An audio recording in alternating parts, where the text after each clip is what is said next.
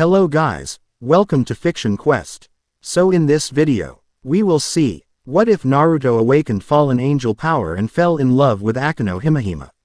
If you enjoy these kinds of stories, don't forget to show us some love by hitting the like button and subscribing to the channel. Your support means the world to us. Now, let's start the story. Chapter 1. Fall.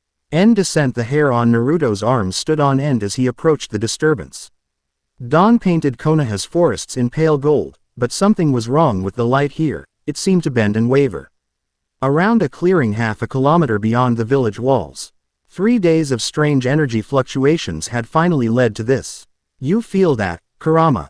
Naruto murmured. The nine-tailed fox stirred within him. Something is tearing at the fabric of this world. It's not chakra, not exactly. Naruto nodded, stepping carefully between ancient trees. The peace following the Fourth Great Ninja War Ha.D. lasted nearly a year now, time enough for most of the allied shinobi forces to return to their villages, for reconstruction to begin in earnest, for the nightmares to fade to occasional bad dreams. Not time for Naruto to wonder what came next for the hero who had saved the world. Kakashi-sensei isn't going to be happy if I have to tell him another interdimensional problem just popped up, Naruto said with a half-smile, trying to mask his uneasiness. As a newly appointed special jonin, investigating strange phenomena fell under his purview. The distortion grew more pronounced with each step. 20 meters ahead, reality itself seemed to fold inward, creating a vortex of purplish light that hummed with unfamiliar energy. Naruto reached into his equipment pouch and produced a specialized seal tag Shikamaru had prepared for reconnaissance missions. Let's see what we're dealing with before. A sudden pulse of energy knocked him back several steps.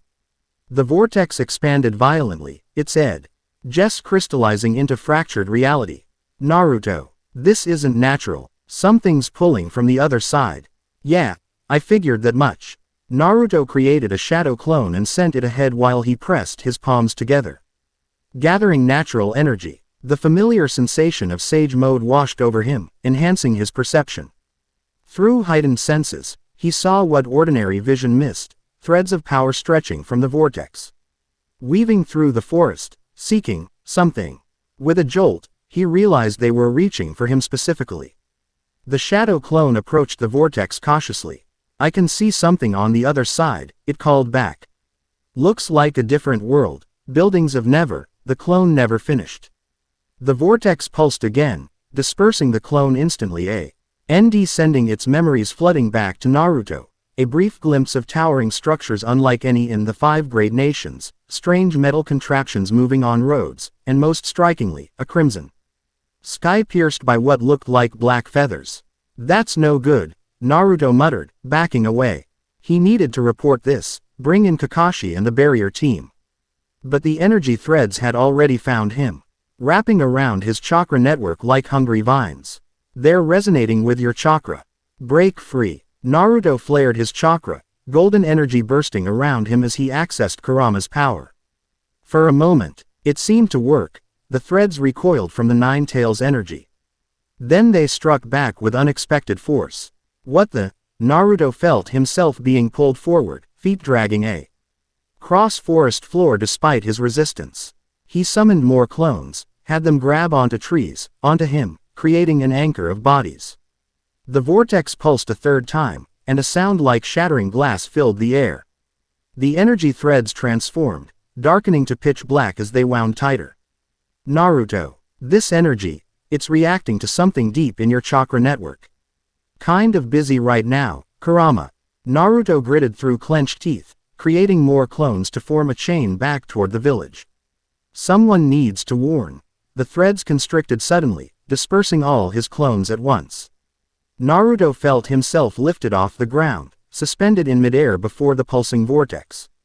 Within its depths, he glimpsed mountains, cities, oceans, a world both familiar and utterly alien. He reached for a kunai, intending to try breaking free with a well-placed flying Raijin technique, but his arms wouldn't respond. The black energy had enveloped him completely now. Kurama, I can't break this. It's not attacking us, it's claiming you somehow. Brace yourself. The last thing Naruto saw was Konoha's sun cresting over the distant Hokage monument before the vortex swallowed him whole, falling. Endlessly falling through a kaleidoscope of fractured realities. Naruto tumbled through space that wasn't space, through dimensions folding in on themselves like origami crumpled by an angry child. His body felt simultaneously compressed to a single point and stretched across infinity. Stay conscious. Kurama's voice seemed distant, echoing as if from miles away. Your chakra is changing. Something's happening to us both. Pain erupted across Naruto's back. His insides burned as if someone had replaced his blood with liquid fire. Through the haze of agony, he felt something fund. A mental shifting within him. Not his chakra being taken, but transformed. Make it stop, he screamed into the void, his voice making no sound yet somehow reverberating everywhere at once. A final sensation of being torn apart and reassembled incorrectly, and then, impact. Cold concrete pressed against Naruto's cheek. Night air filled his lungs as he gasped, fingers clawing at smooth pavement. Every muscle in his body screamed in protest as he forced himself onto his hands and knees. Where? He managed, voice hoarse. He lifted his head and froze. Towering buildings surrounded him, illuminated by strange lights that glowed without flame. The narrow alley he'd landed in opened onto a street where metallic contraptions rushed past, carrying people inside them. The air smelled wrong, filled with unfamiliar chemicals and devoid of the natural chakra he'd grown accustomed to sensing. Kurama, Naruto whispered, reaching inward. I'm here. The fox's voice was weaker than usual. But something's changed. Our connection feels different. Naruto staggered to his feet, leaning against a wall for support. His ninja gear remained intact, but his body felt foreign, as if his skin didn't quite fit anymore. We need to figure out where we are, he said, taking unsteady steps toward the alley's entrance. And how to get back. As he neared the street, a sharp sensation between his shoulder blades doubled him over. Pain lanced outward from his spine, and something pushed against the inside of his skin, demanding release. Naruto, your chakra, it's being reshaped. Before he could respond, footsteps approached from the street.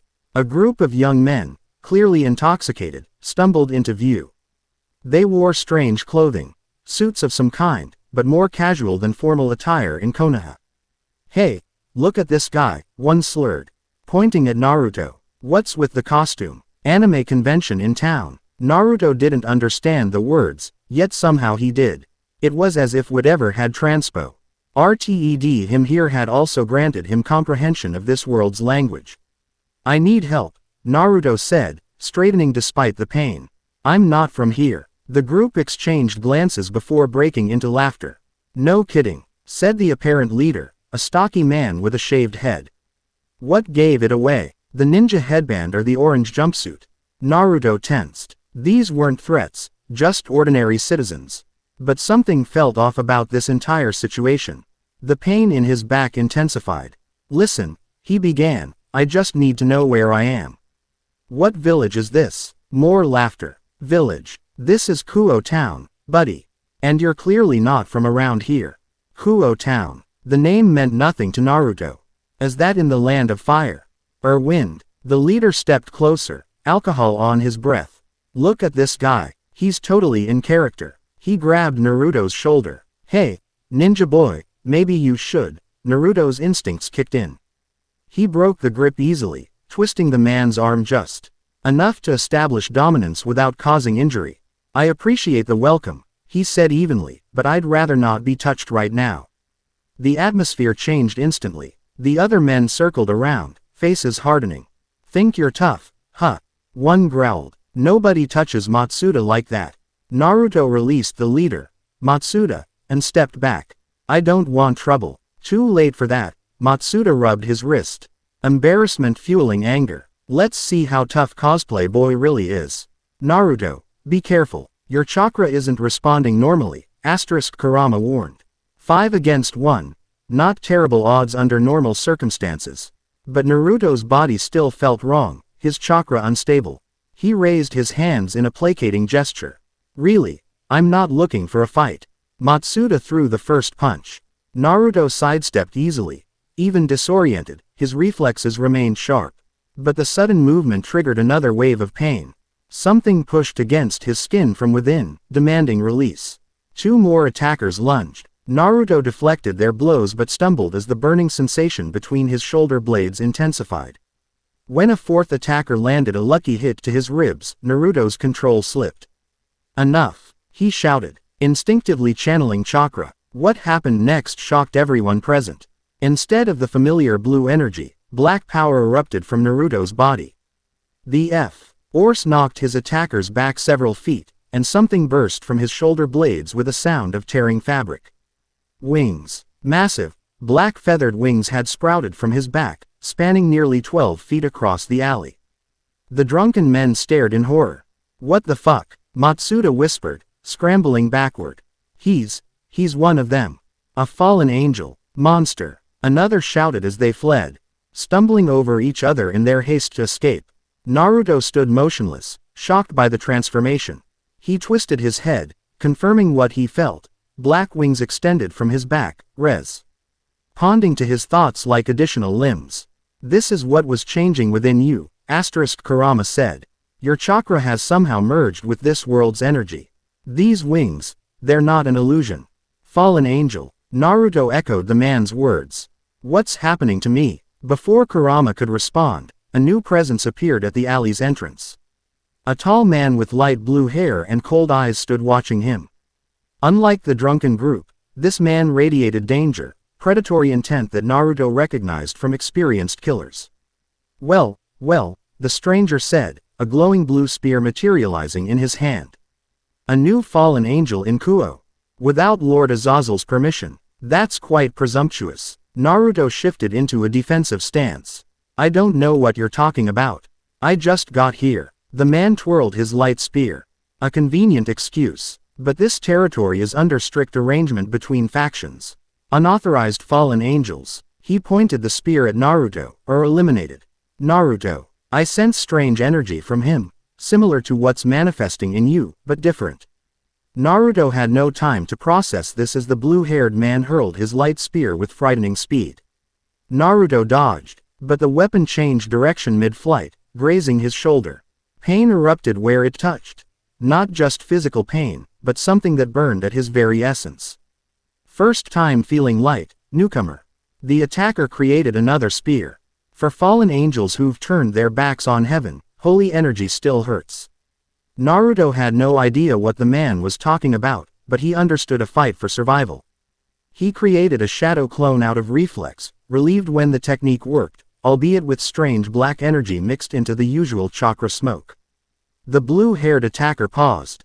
"Interesting trick. You're not an ordinary fallen, are you?" "I'm not a fallen anything," Naruto countered, his clone circling to flank. "I'm Naruto Uzumaki, shinobi of the Hidden Leaf, and you're attacking me without cause." This seemed to amuse the attacker. Hidden Leaf. Never heard of it, but it doesn't matter. Unauthorized fallen angels must be dealt with. Lord Azazel's orders. He threw another light spear. This time at the clone. Naruto felt a new instinct rise within him. Reaching out with his transformed chakra, he created a spear of his own, a construct of black energy tinged with his familiar blue. The weapons collided in midair, exploding in a flash of light. Both combatants paused, equally surprised. "How did I do that?" Naruto wondered aloud. The blue-haired man narrowed his eyes. "You really are new, aren't you? But that doesn't explain your power level. No novice fallen should be able to counter my spear." Taking advantage of his opponent's confusion, Naruto formed a Rasengan in his palm, but this, too, was changed. The spiraling sphere contained swirls of darkness along with the usual blue chakra. "Be careful," Kurama cautioned. "Our energy has been altered. Your techniques might not work as expected." The attacker's eyes widened at the sight of the modified Rasengan. "What kind of power is that?" Naruto didn't answer, instead charging forward with the shadow clone moving in perfect coordination. His opponent created two light spears and engaged both Narutos simultaneously, displaying impressive combat skill. The fight spilled out of the alley onto an empty street. Light spears clashed against kunai reinforced with chakra. Naruto found his new wings responding instinctively, providing balance and occasionally deflecting attacks with their massive feathers. You fight differently from other fallen angels, the blue-haired man observed during a momentary lull. No reliance on light weapons, strange energy techniques, those duplicates. Where were you trained? I told you. I'm from the Hidden Leaf, Naruto replied, mind racing for a strategy. This opponent was clearly experienced with powers similar to what Naruto had just acquired, giving him a significant advantage. The attacker scoffed. There's no such place in any of the realms. Stop with the... A crimson flash interrupted him as a magic circle appeared on the street between them. From within it stepped a young woman with long crimson hair and commanding presence. She wore what appeared to be some kind of school uniform, but her posture and the aura surrounding her suggested power far beyond her apparent age. That's enough, Crawl, she said to the blue-haired man. You're causing a disturbance in my territory. The attacker, Crawl, immediately became more cautious. Lady Gremory, this doesn't concern you. I'm simply removing an unauthorized fallen angel. The red-haired woman, Lady Gremory, turned her attention to Naruto, studying him with intelligent eyes. He does. NT feel like any fallen angel I've encountered before. She addressed Naruto directly. Who are you, and why have you come to Kuo? Naruto dismissed his clone and lowered his modified Rasengan, though he remained alert. My name is Naruto Uzumaki. I didn't come here intentionally. I was investigating an energy disturbance near my village and got pulled through some kind of portal. I woke up here with... He gestured to his wings. These. Something in his explanation caught her interest. A portal. From where exactly? The Hidden Leaf Village, in the Land of Fire. Crawl laughed. See. Obvious lies. There's no such. Perhaps. Lady Gremory interrupted. He comes from somewhere beyond the three factions' knowledge. She stepped closer to Naruto, unafraid despite his transformed state. Your energy. It's unlike anything in our world. Part fallen angel. Yes, but mixed with something ancient and powerful. Her eyes widened slightly. And something else. Something sealed within you. Naruto tensed. How can you tell that? A small smile played across her lips. I'm Rias Gremory, heir to the House of Gremory. Sensing supernatural energy is one of my specialties. She turned back to Crawl. This fallen angel, if that's what he truly is, falls under my protection for now. Crawl looked outraged. You have no authority over fallen angels. If Lord Azazel, then perhaps we should consult Lord Azazel directly. Rias suggested coolly. I'm sure he'd be interested in this unique case. Until then, as the devil in charge of this territory, I'm claiming jurisdiction. Devil, Naru. Chu's confusion must have shown on his face because Rias gave him a measuring look. You truly aren't from our world, are you? She asked. No, Naruto admitted. And I have no idea what's happening to me. Crawl glared at them both. Light spear still in hand. This is against protocol. Then file a complaint, Rias replied dismissively.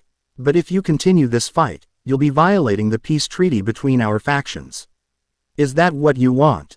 After a tense moment, Crawl dispelled his light spear with a flick of his wrist. This isn't over. Lord Azazel will hear about this unauthorized fallen angel. With a final glare, he spread 6 black wings, similar to Naruto's but more numerous, and launched into the night sky. Once he was gone, Naruto's legs nearly gave out as exhaustion caught up with him. The wings on his back felt heavy, unwieldy. How do I get rid of these? He asked, rotating his shoulders uncomfortably. Rias studied him with undisguised fascination. If you're truly a fallen angel, even partially, it should be instinctive. Just will them away. Naruto concentrated, imagining the wings retracting. To his surprise, they responded immediately, folding and then seeming to dissolve into his back. The relief was immediate, though a phantom sensation remained. Thank you, he said sincerely. I have no idea what's going on, but you helped me when you didn't have to. Don't thank me yet, Rias replied. I have many questions, and until I get answers, you're a potential threat to my territory. She created another magic circle on the ground. Come with me, my peerage is waiting. You're what? You really aren't from around here, she said with a hint of amusement. All will be explained soon. Can you walk? Naruto nodded, gathering his strength. Lead the way. As he stepped into the crimson circle beside her, Naruto couldn't help but wonder if he'd escaped one danger only to walk willingly into another. But without allies or knowledge of this world, options were limited. Stay alert, Kurama advised. But this red-haired woman seems honorable, at least. I hope you're right, Naruto murmured as the magic circle flared to life, transporting them away. The teleportation magic felt nothing like Naruto's flying Raijin technique. Instead of instant displacement, this was more like being pulled through thick liquid, his body momentarily losing substance before reforming elsewhere. They arrived in what appeared to be an old-school building. Victorian architecture, wooden panels, and antique furniture gave the room an atmosphere of faded elegance. Large windows revealed a campus of some kind outside, though darkness obscured most details. Welcome to the Occult Research Club, Rias said, gesturing to the room. My base of operations. Naruto noticed they weren't alone. 4 other individuals occupied the room, each watching him with varying degrees of suspicion and curiosity. A petite white-haired girl sat on a couch eating sweets, her seemingly disinterested gaze belying the focus with which she observed him.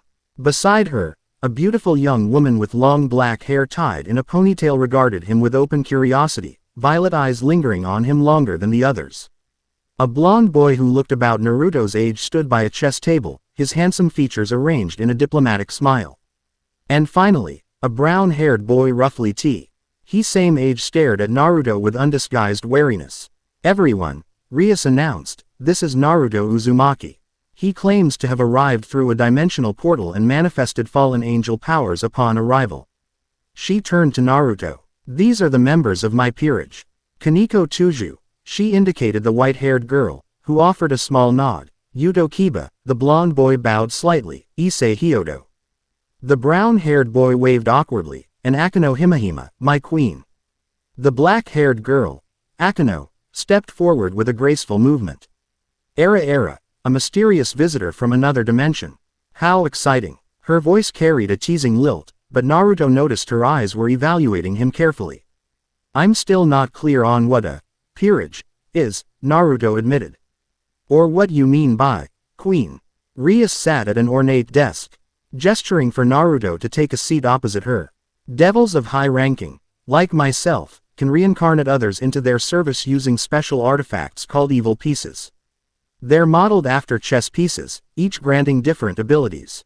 As my queen, Akeno is my strongest piece. Naruto blinked. Devils. Like, from hell. A ripple of amusement passed through the room. Not quite the hell you might be thinking of, Rias explained patiently. In this world, there are 3 main factions of supernatural beings. Angels, who serve heaven, devils, who live in the underworld, and fallen angels, who were once divine but fell from grace for various reasons. And you think I'm one of these fallen angels? Naruto asked. Your wings would suggest so, Akeno interjected. Though your energy feels different, more complex. Naruto glanced at her, noticing something familiar in her aura that he couldn't quite place. Before he could ponder it further, Rias continued. Tell us exactly how you arrived here and what happened afterward. Naruto recounted the energy disturbance near Konoha, the vortex that pulled him in, and his arrival in the alley. He described the transformation and fight with Crawl, though he deliberately omitted mentioning Kurama. Better to keep some cards hidden until he understood the situation better. When he finished, the room was silent for a moment. Interdimensional travel is extremely rare, Rias finally said. The Great Red is one of the few beings capable of moving between dimensions at will. I wasn't trying to come here, Naruto emphasized. Something on this side was pulling me through. The blonde boy, Kiba, spoke up. Could one of the factions be experimenting with summoning beings from other worlds? Rias frowned. Possibly. Though I can't imagine why. The peace between factions is fragile enough without introducing unknown variables. What about the wings? Issei asked. How does someone just turn into a fallen angel? That's what I'd like to know, Naruto agreed. Akeno had been studying him intently throughout the conversation. Now she stepped closer, her movement drawing everyone's attention. May I? She asked, reaching toward him. Naruto hesitated but nodded. Her fingers lightly touched his shoulder, and he felt a gentle probe of energy, different from chakra but somehow recognizable. Interesting, she murmured. Your energy has aspects of fallen angel power, but it's merged with something else, something wild and ancient. Her eyes met his. Almost as if your original power resonated with fallen angel energy and adapted to it. She's perceptive, Kurama commented. And there's something about her energy that feels similar to what's changed in you. Is that even possible? Issei asked. In theory, Rias replied. Supernatural energy can be influenced by its environment. If Naruto's original power, chakra, he called it, was compatible with fallen angel energy, the dimension crossing might have catalyzed a transformation. Akeno withdrew her hand, but not before Naruto noticed a flicker of something in her expression, recognition, perhaps, or kinship.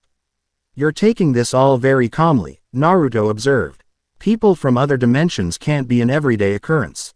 Rias smiled. When you deal with rogue devils, ancient curses, and factional politics on a regular basis, you develop a certain adaptability.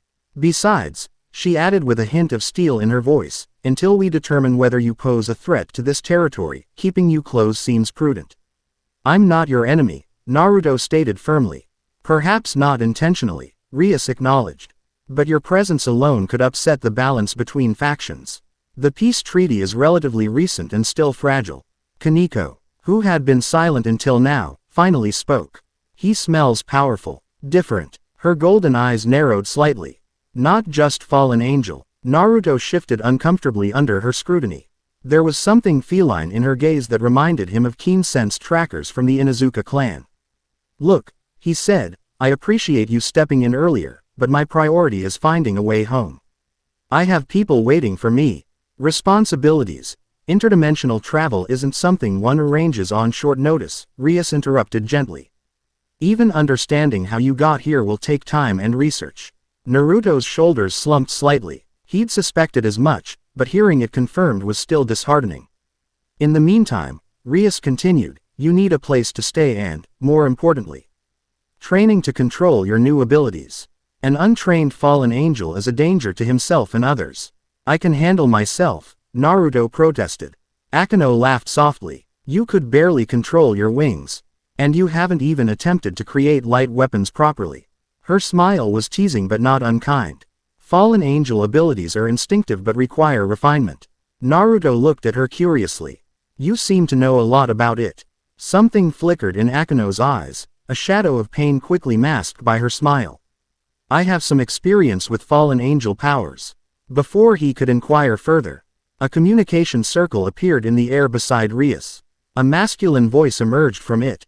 Lady Grimori, I've heard reports of an unauthorized fallen angel in your territory. Care to explain why you're harboring him?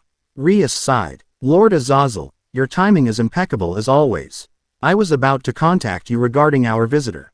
Is he present? Put him on. Rias gestured Naruto to approach the floating circle. He did so cautiously. This is Naruto Uzumaki, he introduced himself. Interesting, the voice replied. Your energy signature is most unusual. Not one of mine, certainly. Yet definitely carrying fallen angel aspects. How did you come by such power? I'm not from this world, Naruto explained, feeling slightly ridiculous saying it aloud again.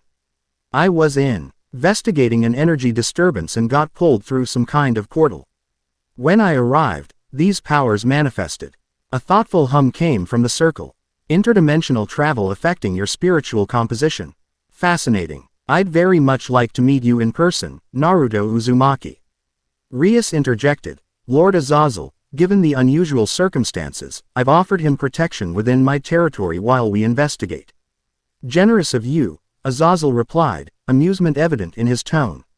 But as Governor General of the Fallen Angels, mysterious new additions to our ranks fall under my purview. He's not exactly one of your fallen angels, Rias countered.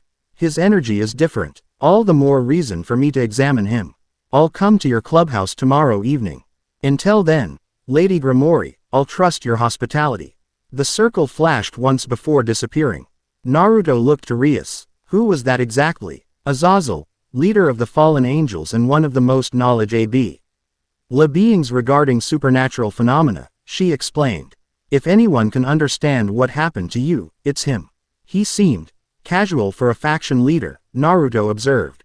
Akeno laughed. That's Azazel. Don't let his laid-back attitude fool you, he's ancient and immensely powerful. Rias stood from her desk. It's late, And we've all had enough surprises for one night. Naruto needs rest and time to process everything. Where will he stay? Kiba asked. Rias considered for a moment. The old dormitory building has several vacant rooms.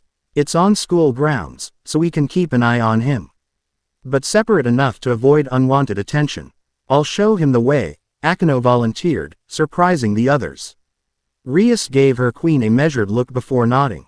Very well. Issei, you and Kiba patrol the campus perimeter tonight. Crawl might return with reinforcements, and other factions may have sensed our visitor's arrival. The meeting concluded, and the peerage dispersed to their assigned tasks. As Naruto followed Akeno from the clubhouse, he reached inward. What do you make of all this, Kurama? A world of angels, devils, and fallen angels. The fox replied. Hard to believe, yet here we are. That Azazel character interests me. His energy felt ancient, even through that communication circle. And what about Akeno? Did you notice something strange about her energy? Yes. Here's a resonance between your new powers and something within her. I suspect that's why she volunteered to guide you. Naruto glanced at the elegant figure walking slightly ahead of him. Moonlight Eye illuminated her path across the manicured school grounds, her long ponytail swaying gently with each step. You have questions, she said without turning. I can practically hear you thinking. Several dozen, at least, Naruto admitted. She glanced back, violet eyes catching the moonlight. We have time for a few before we reach the dormitory. Naruto considered what to ask first. Earlier, why? Oh, you touched my shoulder. You seem to recognize something about my energy. Why? Akeno's pace slowed slightly, perceptive of you to notice. She was quiet for several steps before continuing. Let's just say I'm familiar with fallen angel energy signatures.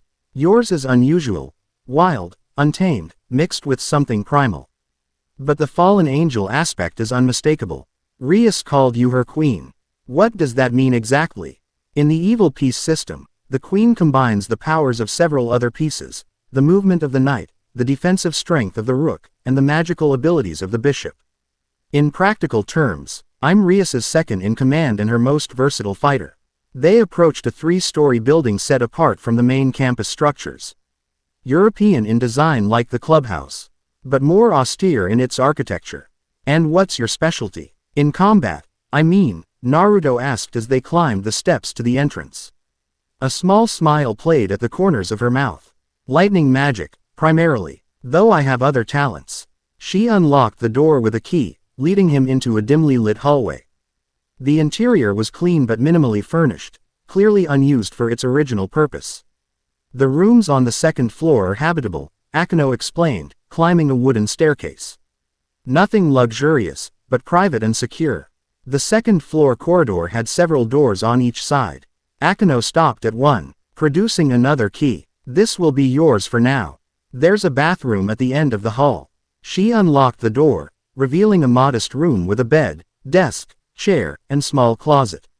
A window overlooked the campus grounds, providing a clear view of both the main school building and the old clubhouse. Strategic positioning, Naruto noted. I can see most of the campus from here.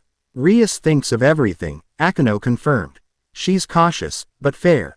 Naruto entered the room, immediately sensing the boundary spells in place. There are magical barriers here. Akeno raised an eyebrow, apparently impressed. You can sense those already. Yes, standard protection wards, plus a few monitoring spells. For security purposes, you mean to keep an eye on me. Can you blame us? An unknown entity with fallen angel powers appears suddenly in devil territory. Some precautions are reasonable. Naruto couldn't argue with that logic. He'd do the same in their position. One more question, he said as Akeno prepared to leave.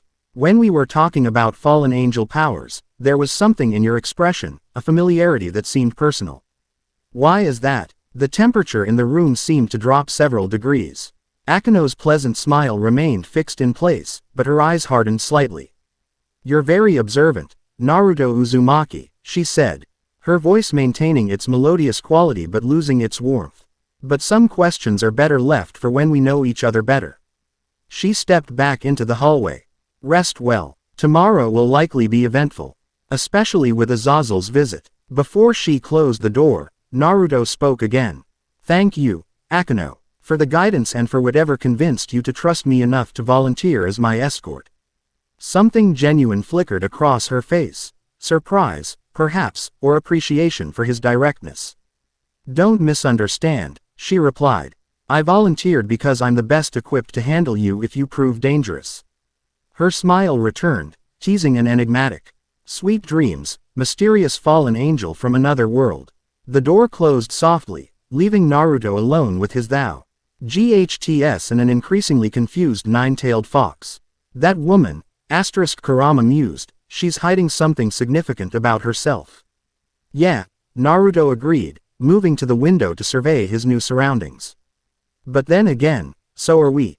He sat on the edge of the bed, experimentally reaching for the strange new energy that had manifested during his fight with Crawl. It responded eagerly, black power, swirling around his fingers like shadowy flames. "Fallen angel, huh," he murmured, watching the energy dance across his palm. "Definitely not what I expected when I woke up this morning." "The question remains," Kurama said. "Was this random circumstance, or were you specifically targeted by whatever created that portal?" Naruto closed his fist, extinguishing the dark energy. "And if it was deliberate, who wanted me here, and why?" Only silence answered him as moonlight cast long shadows across the unfamiliar room. Morning arrived with disorienting brightness. For a few seconds after waking, Naruto forgot where he was. Reaching instinctively for kunai that should have been beside his bed, reality crashed back as his eyes focused on the unfamiliar ceiling. Different world, fallen angel powers, devils and supernatural politics. Some mission this turned out to be, he muttered, sitting up.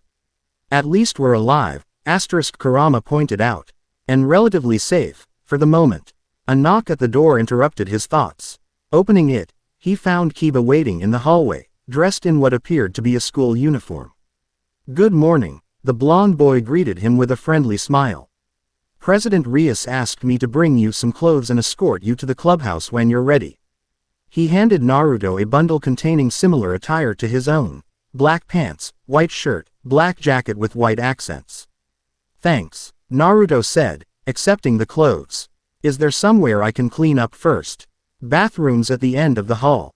Towels and necessities should be there already." 20 minutes later, freshly showered and dressed in the unfamiliar uniform, Naruto followed Kiba across the sunlit campus. Students were arriving for the day, many casting curious glances at the UNKN. Own blonde walking alongside the school's prince. "They're staring," Naruto observed. Kiba chuckled. Kuo Academy was until recently an all-girls school. Male students are still a minority, and new faces attract attention. "Is everyone here human?" Naruto asked quietly. "Mostly. The supernatural world remains hidden from ordinary humans. Only a handful of students know about devils, angels, and the rest." They reached the old schoolhouse without incident. Inside, the occult research club was already assembled, including a face Naruto hadn't seen the previous night, a petite girl with chestnut hair styled in twin ponytails. "This is Asia Argento," Rias introduced the newcomer. "She's our newest member and a gifted healer." Asia bowed politely. "It's nice to meet you, Naruto-san. Rias-sama told me about your situation." "Nice to meet you too," Naruto replied, noting the gentle aura surrounding the girl. It felt different from the others, purer somehow, despite Rias mentioning she was part of her devil peerage. "We have several hours before Azazel arrives," Rias said, getting down to business. "In the meantime, we should help Naruto understand and control his new abilities." "I've for us to use the forest training ground," Akeno added. "It's warded against detection and provides enough space for wing manifestation." Naruto glanced at her, noting that in daylight, her bow tie was even more striking. Classical features framed by that remarkable black hair, violet eyes that seemed to hold secrets behind their playful surface. "Kiba, Kaneko, maintain regular club activities here to avoid suspicion," Rias instructed. "Issei, you and Asia will join us for training. Both of you need practice with your sacred gears anyway." "Sacred gears?" Naruto questioned. "Powerful CTS created by the biblical god and implanted in certain humans," Rias explained. "Issei possesses the boosted gear, which houses one of the two heavenly dragons." Naruto looked at the seemingly ordinary brown-haired boy with new interest. You have a powerful entity sealed inside you. Issei nodded, holding up his left arm. A red gauntlet materialized, covering his hand and forearm. Didrage, the Red Dragon Emperor. We're still getting used to each other. Interesting, Kurama commented. This world has its own version of Jinchuriki. Let's move to the training ground, Rias said, creating a teleportation circle. We'll continue explanations there. The forest training ground proved to be a secluded clearing surrounded by dense woods, approximately a kilometer from the main campus. Ancient trees formed a natural barrier, their canopies filtering sunlight into dappled patterns across the grass. This area is protected by multiple layers of illusion and aversion spells, Akeno explained as they arrived. Humans unconsciously avoid it, and any unusual sights or sounds are masked. Convenient, Naruto remarked, immediately appreciating the strategic value of such a location. Rias gestured for Naruto to stand in the center of the clearing. Let's start with the basics. Manifest your wings. Naruto concentrated, focusing on the sensation he'd experienced during last night's confrontation. The strange energy responded more readily this time, gathering between his shoulder blades. With a surge of power, the black wings erupted from his back, tearing through the school uniform shirt. Sorry about the clothes, he said, wincing at the damage. Akeno laughed softly. That's why we brought extras. Most supernatural beings learn to manifest wings without damaging clothing. It's a matter of proper energy channeling. Focus on creating a dimensional pocket for the wings to emerge from, Rias instructed. Imagine them passing through reality rather than physical matter. Naruto retracted the wings, concentrated on Rias's advice, and tried again. This time, the wings emerged cleanly, the fabric of his shirt seemingly phasing around them. Quick learner, Akeno observed, a hint of approval in her voice. Now for basic flight, Rias continued. Wings aren't just for show, they connect to the magical energies that allow fallen angels to fly. Learning to fly proved more challenging than wing manifestation. Naruto's first attempts resulted in awkward hovering and uncontrolled movements, his body unused to the peculiar balance required. You're overthinking it, Akeno called from where she observed. Flying isn't about physical strength, it's about intent and energy control. Naruto paused, hovering unsteadily a few feet above the ground. Energy control, I understand. He closed his eyes, applying principles from chakra manipulation to this new power. The difference was immediate. Instead of fighting against the wings, he allowed them to become extensions of his will. His hovering stabilized, and when he opened his eyes, he found himself floating effortlessly. Much better, Rias nodded. Now try actual movement. Forward, backward, changing elevation. For the next hour, Naruto practiced aerial maneuvers while Issei and Asia worked on their own training nearby. By midday, he had mastered basic flight and was attempting more complex aerial tactics, rapid direction changes, controlled dives, and defensive evasions. During a brief rest, Naruto approached Akeno, who had been watching his progress with evident interest. You mentioned light weapons earlier, he said. How do those work exactly? Akeno held out her hand, and a yellow light spear formed above her palm, similar to what Crawl had created, but with subtle differences in color and energy signature. Light weapons channel concentrated energy into physical form, she explained. For fallen angels, they typically manifest as spears, though swords and daggers are also common. Naruto's eyes narrowed slightly at the demonstration. So you do have fallen angel abilities. Akeno's expression remained composed, but something guarded entered her eyes. I never claimed otherwise. But you're also Rias's queen, a devil. I'm a hybrid, she admitted after a moment's hesitation. Half fallen angel, half human by birth, now a reincarnated devil as well. That's possible, rare, but yes, she dispelled the light spear. My heritage is complicated. Before Naruto could inquire further, Rias called them back to continue training. Let's see you attempt a light weapon, she instructed Naruto. He concentrated, drawing on the dark energy that now flowed alongside his chakra. A spear began to form, but unlike the pure light weapons he'd seen, this one contained swirls of blue chakra interwoven with the black energy. Fascinating, Rias murmured. Your original power is integrating with the fallen angel energy rather than being replaced by it. Naruto tested the weight and balance of the hybrid spear. It felt natural in his hand, responding to his will like an extension of himself. Try throwing it at that target, Rias suggested, indicating a tree stump at the clearing's edge. The spear flew true, striking the stump with explosive force. Where a normal light spear might have simply pierced the target, Naruto's hybrid creation detonated on impact, leaving a spiraling burn pattern reminiscent of his Rasengan. Impressive, Akeno commented. Your chakra seems to enhance the weapon's destructive potential. Naruto created another spear, this time consciously adjusting the ratio of chakra to fallen angel energy. The resulting weapon glowed more intensely, its form more stable. I think I'm getting the hang of this, he said, testing the spear's balance. Let's see how you handle a real opponent, Rias suggested. Akeno, spar with him, light weapons only. Akeno stepped forward, twin light spears materializing in her hands. With pleasure, President. The sparring session quickly demonstrated both Naruto's adaptability and his inexperience with his new powers. Akeno moved with practiced grace, her light spears extensions of her will, while Naruto relied heavily on his shinobi reflexes to compensate for his still developing control. Your movements are good, Akeno noted as they circled each other, but you're not fully utilizing the aerial advantages. She demonstrated by suddenly changing elevation, attacking from above with coordinated strikes that forced Naruto into a defensive position.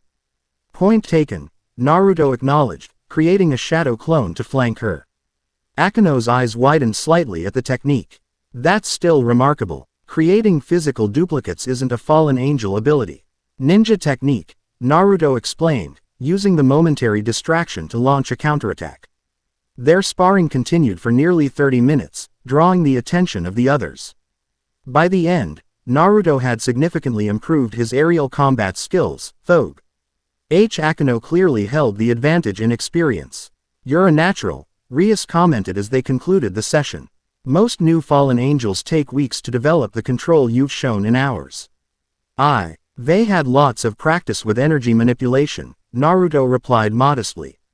Though these wings will take some getting used to. As they prepared to return to the clubhouse, Issei approached Naruto.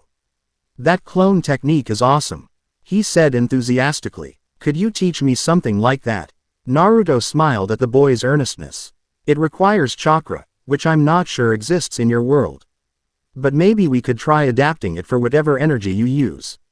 Demonic power in Issei's case, Rias clarified. Though as a pawn with a dragon-type sacred gear, his energy is somewhat unique. Issei rubbed the back of his head sheepishly. I'm still learning the basics, honestly. Nothing like what you and Akeno-san were doing. Everyone starts somewhere, Naruto assured him, reminded briefly of his own struggles as a genin. The group returned to the clubhouse to prepare for Azazel's arrival. As they walked, Naruto found himself beside Akeno. You held back during our spar, he observed quietly. A small smile played across her lips. So did you. Their eyes met briefly, mutual recognition passing between them, two warriors assessing each other, neither showing their full capabilities yet. Perhaps next time we can be more forthcoming, Akeno suggested, her voice carrying that teasing lilt he was beginning to recognize as characteristic. I'd like that, Naruto replied sincerely. For the briefest moment, something genuine and unguarded flickered in her violet eyes, curiosity, perhaps, or the recognition of a kindred spirit. Then her usual playful mask returned, and she quickened her pace to join Rias at the front of the group. She's interesting, Kurama commented. Power carefully controlled, pain carefully hidden. Reminds me of someone else I know, Naruto thought back. Watching Akeno's graceful movement ahead of him. Just be careful, the fox cautioned. We still don't know enough about this world or its inhabitants to trust anyone completely. Naruto nodded slightly. Trust would come with time, if time was something he had in this strange new world.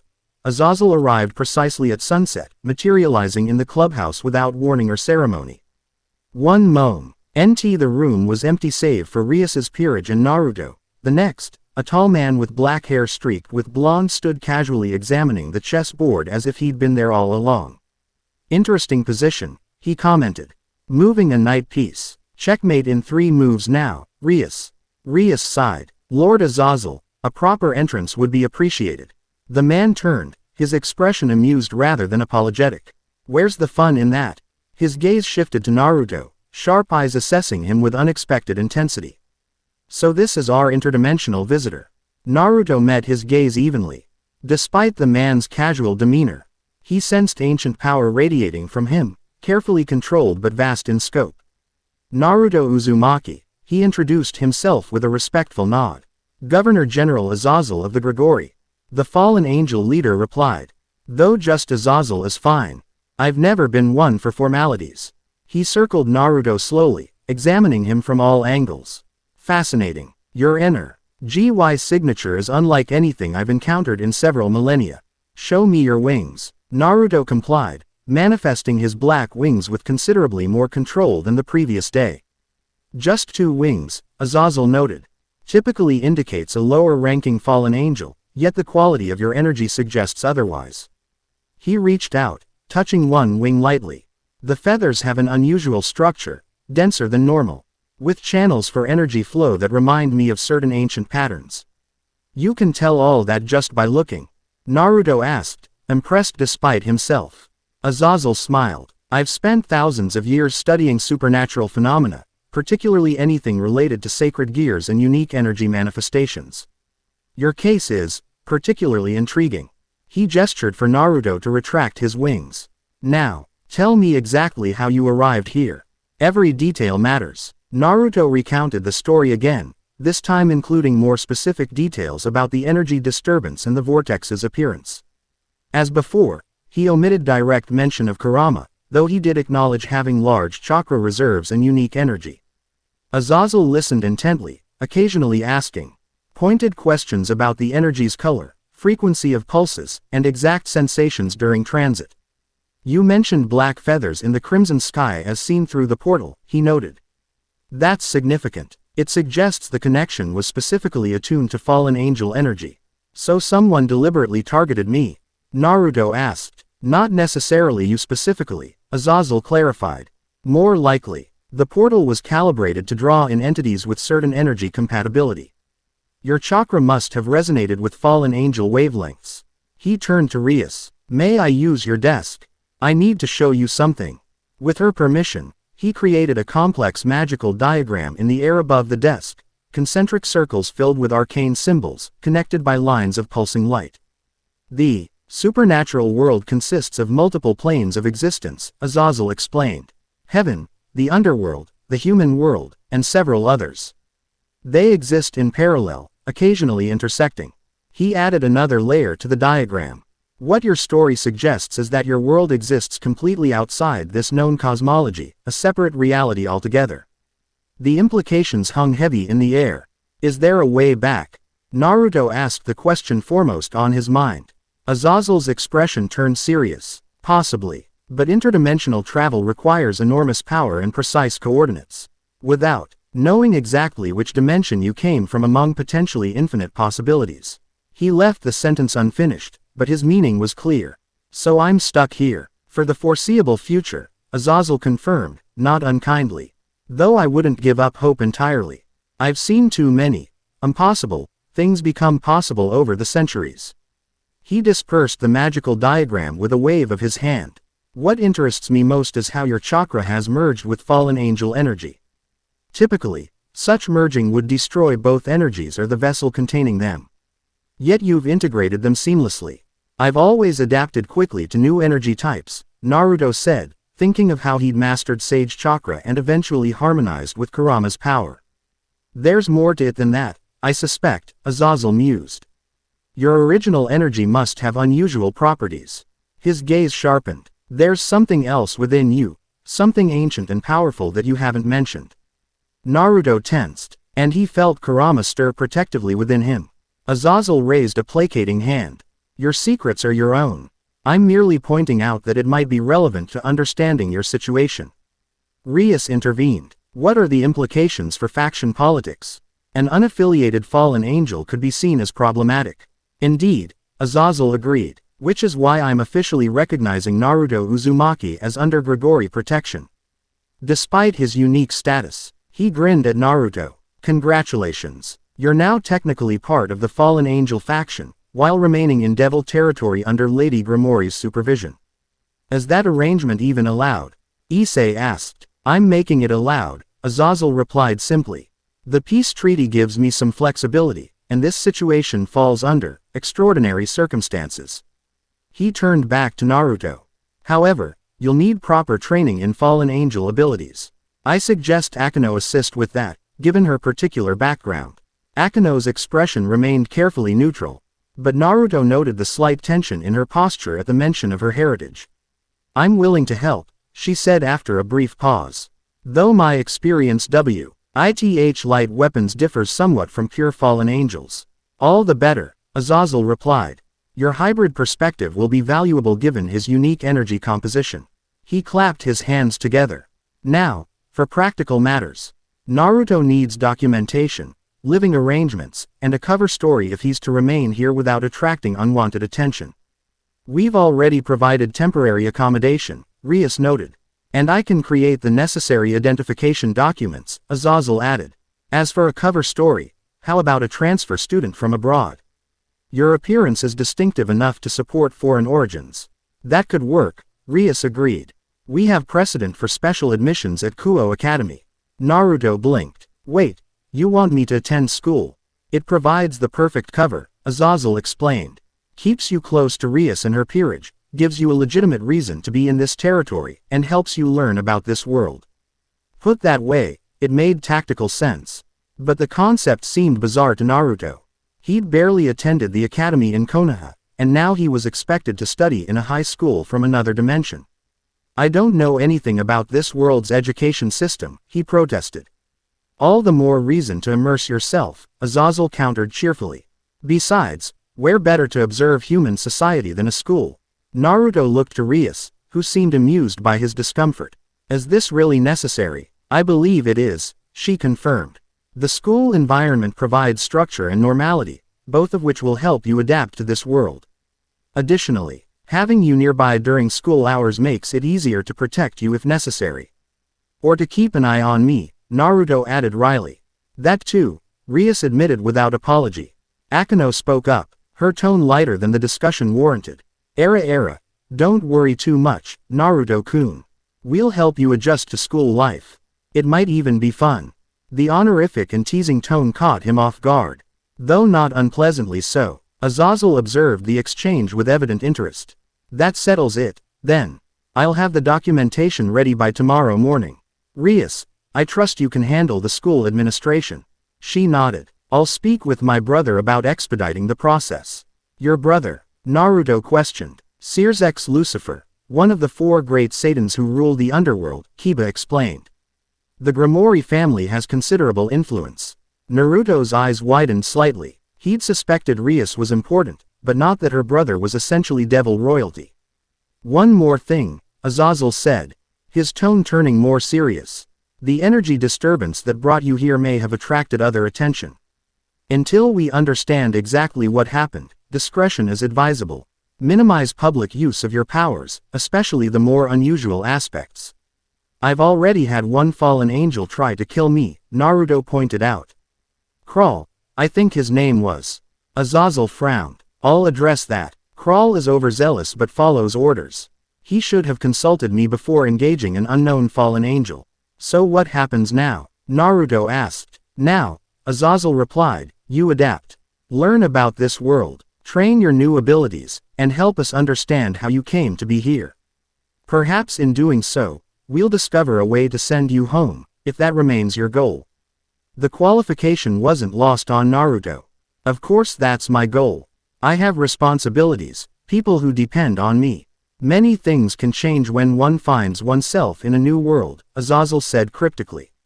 Keep an open mind. With that, he created a transportation circle beneath his feet. I'll return tomorrow with your documentation. Until then, Rias, I leave our interdimensional friend in your capable hands. He vanished in a flash of light, leaving the room in momentary silence. Well, Issei finally said, that was intense. Azazel as always. Stimulating company, Rias commented dryly. But his insights are valuable. She turned to Naruto. It seems you'll be joining us at Kuo Academy. We should prepare you for your first day tomorrow. Tomorrow. Naruto echoed. That's fast. No point delaying, Rias replied pragmatically. Akeno, since you'll be helping with his fallen angel training, perhaps you could also assist with academic orientation. Of course, President, Akeno agreed. That mysterious smile playing at her lips again. I'd be happy to help our new student adjust. Naruto wasn't entirely sure why, but something about her tone made him both wary and intrigued. This arrangement was either going to be extremely educational or extremely troublesome, possibly both. As the meeting broke up and members of the peerage began discussing logistics, Naruto found himself by the window, gazing at the unfamiliar night sky. This wasn't how I expected my mission to end up, he thought to Kurama. It hasn't ended yet, the fox replied. Consider this a new kind of mission. Understanding this world could provide insights into how to return to our own. And the fallen angel powers. An unexpected advantage, perhaps. We've adapted to stranger things. Naruto nodded slightly, watching his reflection in the window glass, still himself, yet fundamentally changed by crossing between worlds. Behind him, he caught Akeno's reflection as she approached. Their eyes met in the glass, a moment of silent recognition passing between them. Ready for your first day of school, fallen angel-san? She asked, her teasing voice somehow softening the strangeness of his situation. Naruto turned to face her with a determined smile. Ready as I'll ever be. Whatever this new world had in store, he would face it head-on, just as he always had. Chapter 1 End. Chapter 2. Dark Wings, Brig. Heart. The classroom fell silent as Naruto stood beside the teacher's desk. 30 pairs of eyes scrutinized him with undisguised curiosity. He'd faced S-rank criminals and interdimensional threats, with less nervousness than he felt under those collective stares. Class, this is Naruto Uzumaki, the teacher announced. He's transferred to us from abroad. Please make him feel welcome at Kuo Academy. Naruto bowed slightly, as Rias had instructed him to do. I'm looking forward to studying with you all. A wave of whispers swept through the classroom. He caught fragments. Blonde foreigner, looks athletic. Strange name, and suppressed a smile. Some things were universal across dimensions. Teenage curiosity was apparently one of them. You may take the empty seat by the window, the teacher directed. As Naruto navigated between desks, he spotted Issei giving him an encouraging thumbs up from across the room. At least one friendly face made the situation less surreal. The morning passed in a blur of unfamiliar subjects. World history here featured nations and wars Naruto had never heard of. Mathematics seemed mostly the same, though the applications were different. Literature referenced authors and cultural contexts completely foreign to him. By lunchtime, his head was swimming with new information. He followed Issei to the cafeteria, where they found a table somewhat removed from the main crowd. How's your first day going? Issei asked as they sat down. Overwhelming, Naruto admitted. There's so much to learn about this world. I bet. Must be weird being in a completely different dimension. Naruto nodded, unwrapping the bento box Rias had provided. The hardest part is remembering I can't just use techniques I'm familiar with. Everything works differently here. Speaking of which, Issei lowered his voice. Akeno-san asked me to tell you to meet her at the old building after classes for your first real training session. Just Akeno. Yeah, Bushu. Imea, Rias-senpai, has some meeting with her brother about you, I think. Issei leaned closer. You're lucky, you know. Getting private lessons from Akeno-san. The boy's expression turned dreamy, and Naruto raised an eyebrow. You admire her. Are you kidding? She's one of Kuo Academy's two great ladies. Every guy here would give their left arm for one-on-one time with her. Two great ladies, Rias-senpai and Akeno-san. Issei explained. The most beautiful girls in school. They're practically worshipped around here. Naruto considered this as he ate. He'd certainly noticed both women were attractive, but the near reverence in Issei's voice seemed excessive. Before he could respond, they were interrupted by a group of students approaching their table, 3 girls who fixed Issei with roving glares before turning their attention to Naruto. You shouldn't sit with him, you know, one advised, gesturing dismissively at Issei. He's part of the perverted trio. Your reputation will suffer. Issei sank lower in his seat, a mixture of embarrassment and resignation on his face.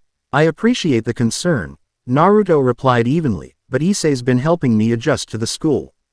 I say my friends based on how they treat me, not on rumors. The girls exchanged glances, clearly not expecting this response. After an awkward moment, they retreated, whispering among themselves. You didn't have to do that, Issei said once they were gone. They're not wrong about me. Before joining Bushu's club, I was pretty, well, obsessed with certain things. Everyone has a past, Naruto shrugged. What matters is who you choose to be now. Issei studied him curiously. You're different from most people here, even beyond the whole, different dimension, thing. More accepting, I guess. Where I come from, many of the people I respect most started with troubled backgrounds. My best friend tried to kill me. Twice. Naruto smiled at Issei's startled expression. People change. They grow. Judging them only on their worst moments or qualities misses everything else they could be. That's a really cool way of looking at things, Issei said thoughtfully. They finished lunch discussing lighter topics.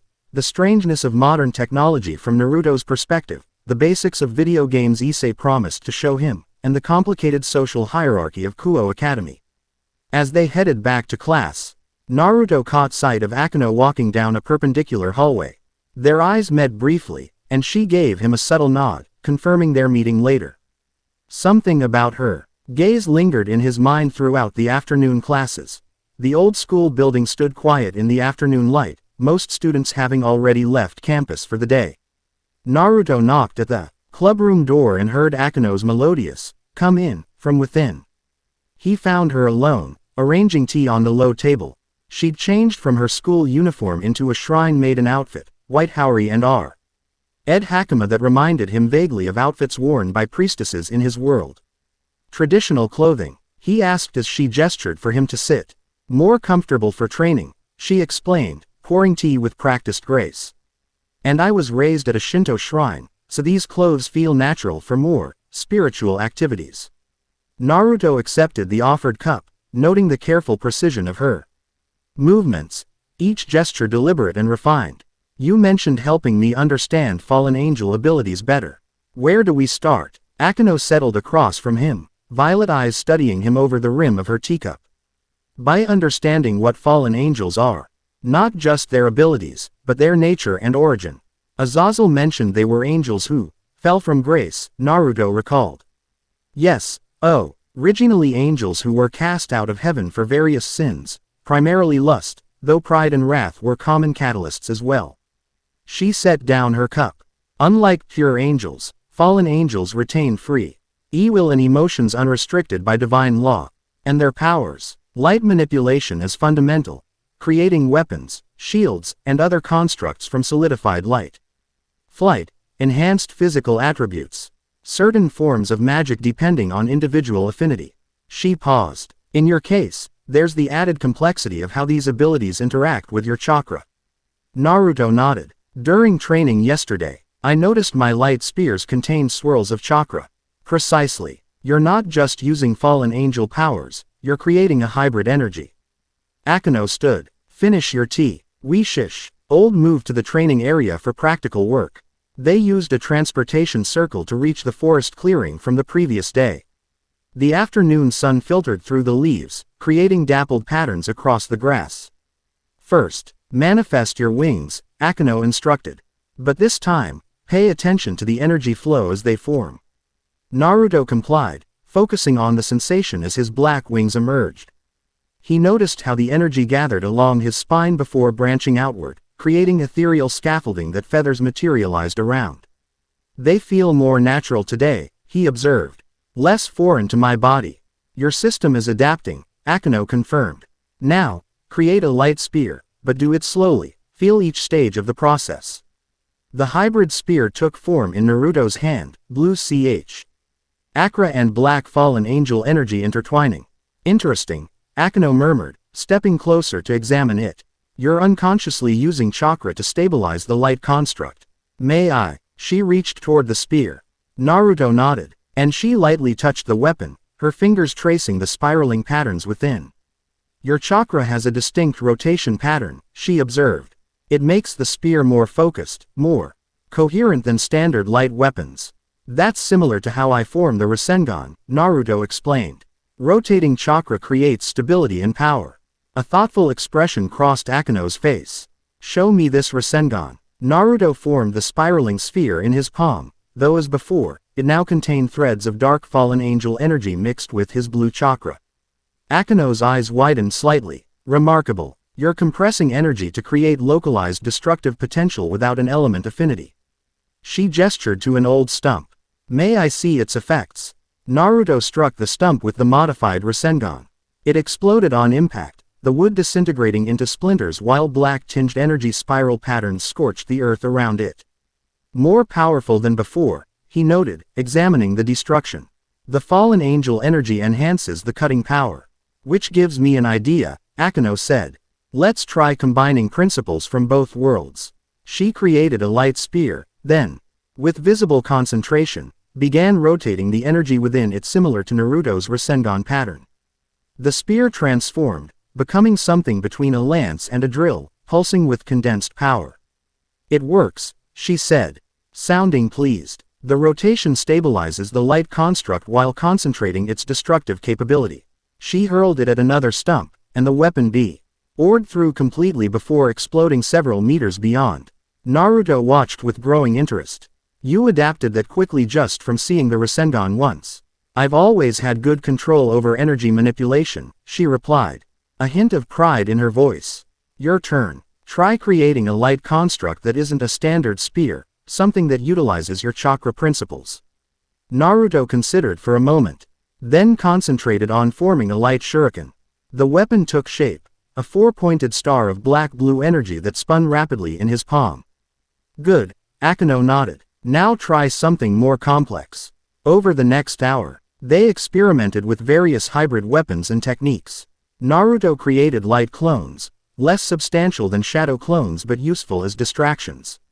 Akeno demons traded how to form light barriers and taught him to sense other supernatural beings through their energy signatures. You're progressing much faster than I expected, she commented as they paused to rest. Most fallen angels take years to develop this level of control. I've always been a quick study with practical techniques, Naruto said, sitting cross-legged on the grass. And having a good teacher helps. Something flickered in Akeno's expression. Surprise, perhaps, at the simple compliment. There's one more fundamental aspect we should address today, she said, settling beside him. Flight combat techniques. She spread her own wings, black feathers identical to Naruto's but with a subtle difference in energy signature. Aerial combat has unique advantages and limitations. Let's see how your ninja training adapts to three-dimensional battlefields. What followed was an exhilarating training session above the treetops. Akeno proved to be an agile and unpredictable sparring partner. Combining light weapons with lightning magic that crackled through the air, Naruto countered with shadow clones and his new hybrid techniques, gradually adapting his fighting style to incorporate his wings. Use the wings for momentum shifts, Akeno called as she evaded a coordinated attack from three Narutos. They're not just for sustained flight, they can provide instant directional changes. He demonstrated with a sharp banking maneuver, using her wings to pivot mid-air before launching a counterattack of lightning bolts.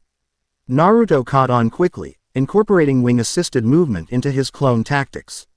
By sunset, they had developed an aerial combat style that merged ninja mobility techniques with fallen angel flight capabilities. Enough for today, Akeno finally said, landing gracefully in the clearing. You've made excellent progress. Naruto touched down beside her, exhilarated despite the fatigue.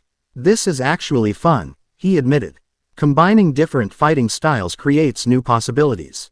The best innovations often come from crossing boundaries, Akeno agreed, retracting her wings. Speaking of which, there's something I've been curious about. She gave him a measuring look. You mentioned sensing natural energy in your world. Is that similar to the sage arts from Japanese mythology? Naruto blinked in surprise. We call it sage mode. It allows me to earn nature energy and blend it with my chakra. Would you show me? Her interest seemed genuine. I can try, Naruto said cautiously. I'm not sure how it works in this world, though. The natural energy might be different. He sat down in meditation posture, closing his eyes to concentrate. Reaching outward with his senses, he sought the familiar flow of nature's power. Be careful, Kurama cautioned within him. This world's natural energy might have different properties. Naruto nodded slightly, extending his awareness cautiously. At first, he felt nothing. The familiar currents of natural chakra seemed absent. Then, gradually, he sensed something else, a different kind of energy permeating everything around him. Not quite chakra, but not entirely foreign either. He drew it in carefully, allowing it to mix with his own energy. The sensation was strange, like learning to breathe underwater. This world's nature energy felt older somehow, less wild but more deeply embedded in reality's fabric. When he opened his eyes, Akeno was watching him with undisguised fascination. Your energy signature just changed completely, she said. And those markings around your eyes. Naruto could feel the familiar sensation of sage mode. Though subtly altered, it worked, he said, slightly surprised. Different, but compatible. He stood, testing his enhanced perception. The world appeared sharper, more defined. He could sense energy signatures for miles around. Students leaving campus, creatures moving in the forest, and most prominently, Akeno herself, her complex energy pattern now revealed in much greater detail. Your aura, he said, studying her with sage-enhanced senses. It's even more interesting than I thought. Akeno tilted her head. Oh, what do you see? 3 distinct energies intertwined. He gestured as he described them. Devil energy forming the outer layer. Human essence at the core. And between them, fallen angel power that seems to connect the other two somehow. He paused, noticing something else. There's also pain embedded in the fallen angel aspect. Old pain. Akeno's playful demeanor vanished, her expression becoming guarded. That's quite the perception ability. Naruto immediately regretted his observation. I'm sorry. That was too personal. A moment of tense silence passed before Akeno sighed softly. No, it's fine. You're right, of course. She turned slightly away, eyes on the darkening forest. My fallen angel heritage is complicated. Naruto allowed his sage mode to fade, respecting her privacy by relinquishing the enhanced perception. We should head back, he suggested, giving her an out from the uncomfortable topic. Akeno nodded, creating a transportation circle without further comment. The next week fell into a rhythm.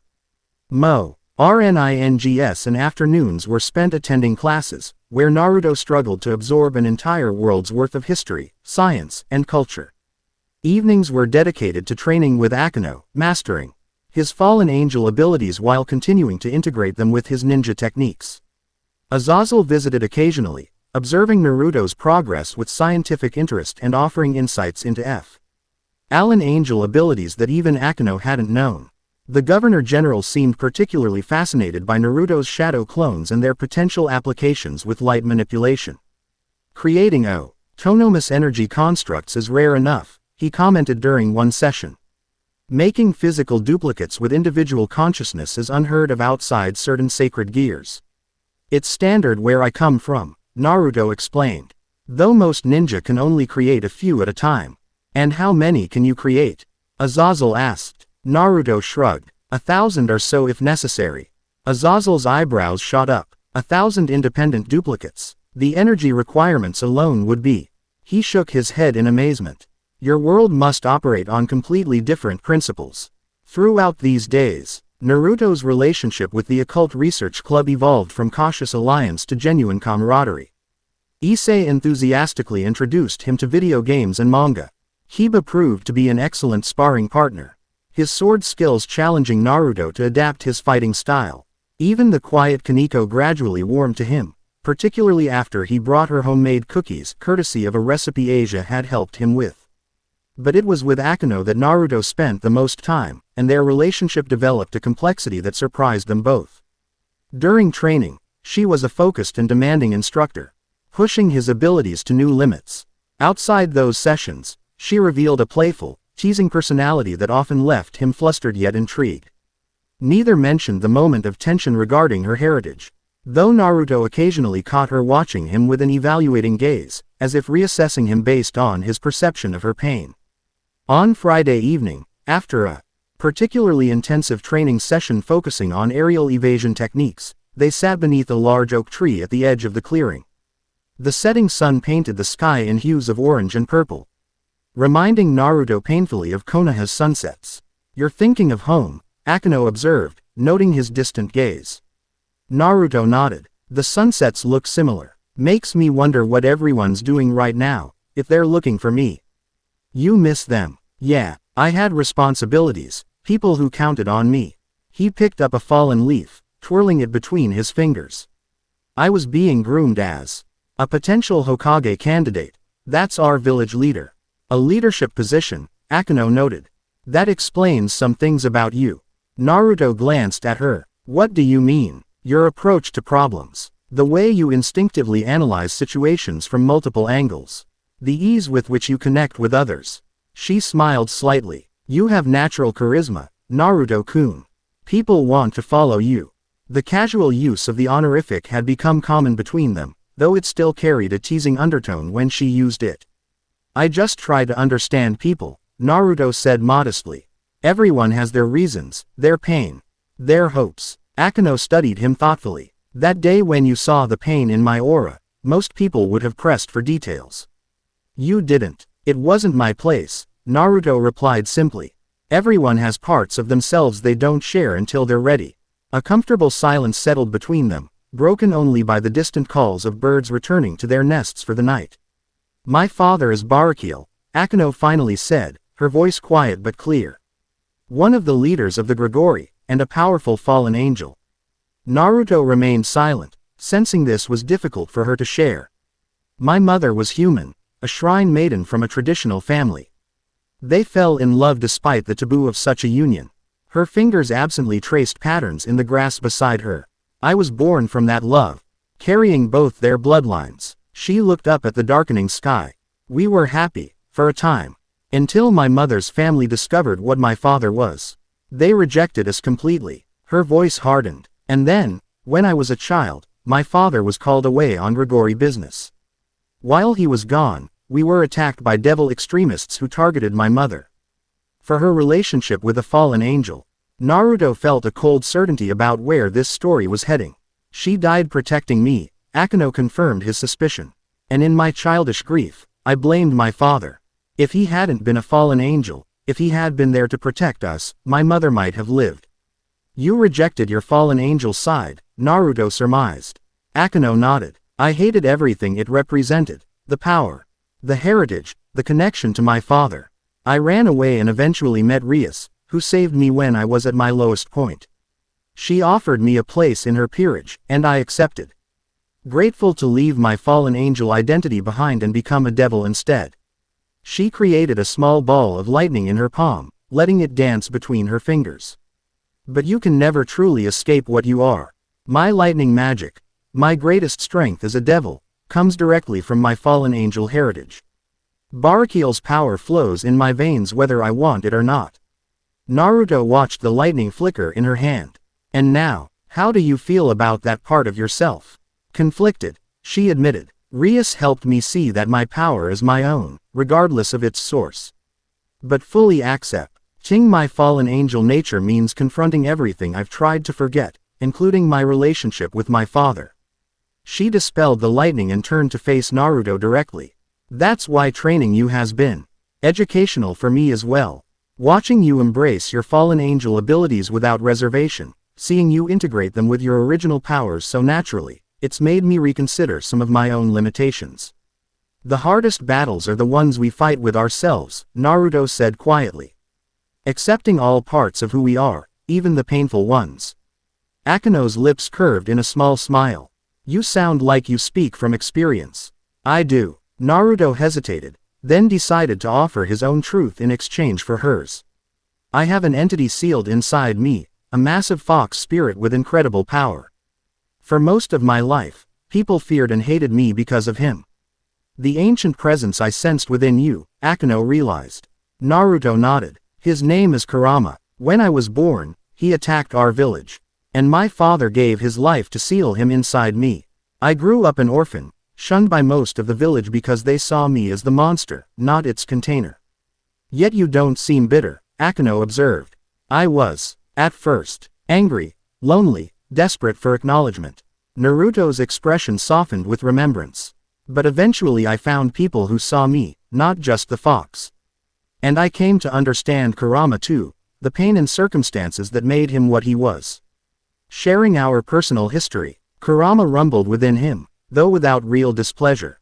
She shared hers first, Naruto replied mentally. It seemed fair. And now, Akeno asked, you and this Kurama, were partners, Naruto said simply. Different beings who respect each other's strength and have found that we're stronger together than apart. Something thoughtful entered Akeno's expression. Integration rather than rejection or domination, she mused. You make it sound so simple. It wasn't, Naruto assured her. It took years, pain, and nearly losing everything before we found our balance. Akeno nodded slowly, absorbing this. Then, with a deliberate shift in demeanor, she adopted her more familiar teasing smile. My, Naruto-kun, who would have thought we'd end up sharing life stories under a tree at sunset? Almost romantic, isn't it? The sudden tonal shift caught him off guard, as it often did with her. We should head back, she continued, rising gracefully to her feet.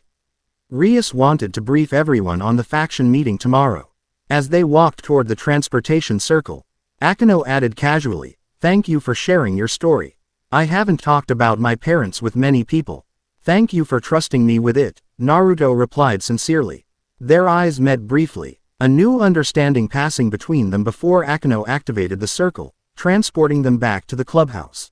The faction meeting took place in a neutral location, a luxury house conference room in a high-rise building owned by an influential devil family. Representatives from all three major factions were present, Michael and Irina representing the Angels, Circex and Seraphol for the Devils, and Azazel with several lieutenants for the Fallen Angels. Naruto stood slightly behind Rias and her peerage, conscious of the many powerful beings evaluating him with undisguised curiosity. So this is the interdimensional visitor, Michael, the leader of heaven, observed with gentle interest. Your energy is quite remarkable, young man. Thank you, sir, Naruto replied, sure of the proper protocol for addressing an archangel. Circex, Rias's brother and current Lucifer, studied him with sharp eyes that belied his friendly demeanor. My sister speaks highly of your adaptability and combat skills. Naruto Uzumaki, she rarely offers such praise. Rias flushed slightly. Brother, please, I've merely stated facts, Circex replied with a smile before returning his attention to Naruto. Though I must admit some concern about your unique status. A being of your power appearing suddenly from another dimension raises certain security questions. Which is crazy. Selly why I've taken him under Grigori's supervision, Azazel interjected smoothly. His fallen angel aspects make him technically our responsibility. While residing in devil territory, Seraphol Leviathan pointed out. Though her childish appearance and manner contrasted sharply with her status as one of the four great Satans. Under my sister's direct oversight, Circex added. A complex arrangement. Michael raised a placating hand. Perhaps we should hear from Naruto himself. Young man, what are your intentions while in our world? All eyes turned to him, and Naruto straightened his posture. Recognizing the diplomatic importance of this moment. My primary goal is finding a way back to my own world, he stated clearly. I have responsibilities there and people who depend on me. In the meantime, I'm grateful for the guidance I've received from both Rias Grimori and Governor Azazel in understanding this world and my new abilities. Commendably straightforward, Michael approved.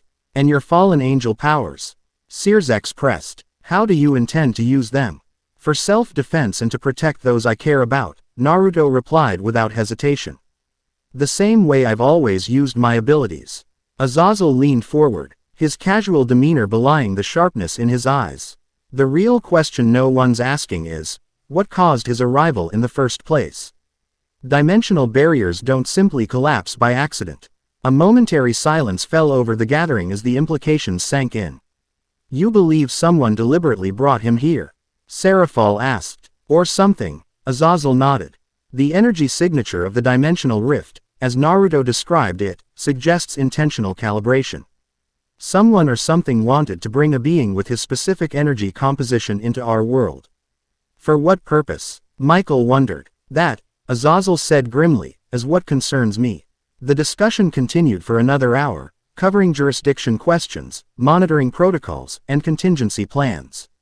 Throughout it all, Naruto observed the complex political dynamics at play, the cautious respect between faction leaders, the underlying tensions barely concealed by diplomatic language, and the genuine desire for peace that seemed to motivate all present despite their differences.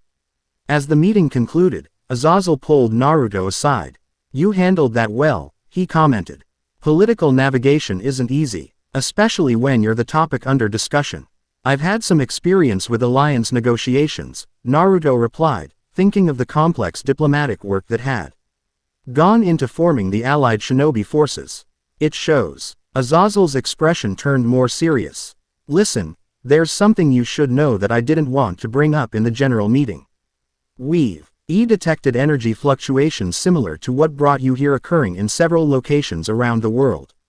Naruto tensed. More portals. Not quite. More like echoes. As if whatever punched a hole between dimensions left ripples in the fabric of reality.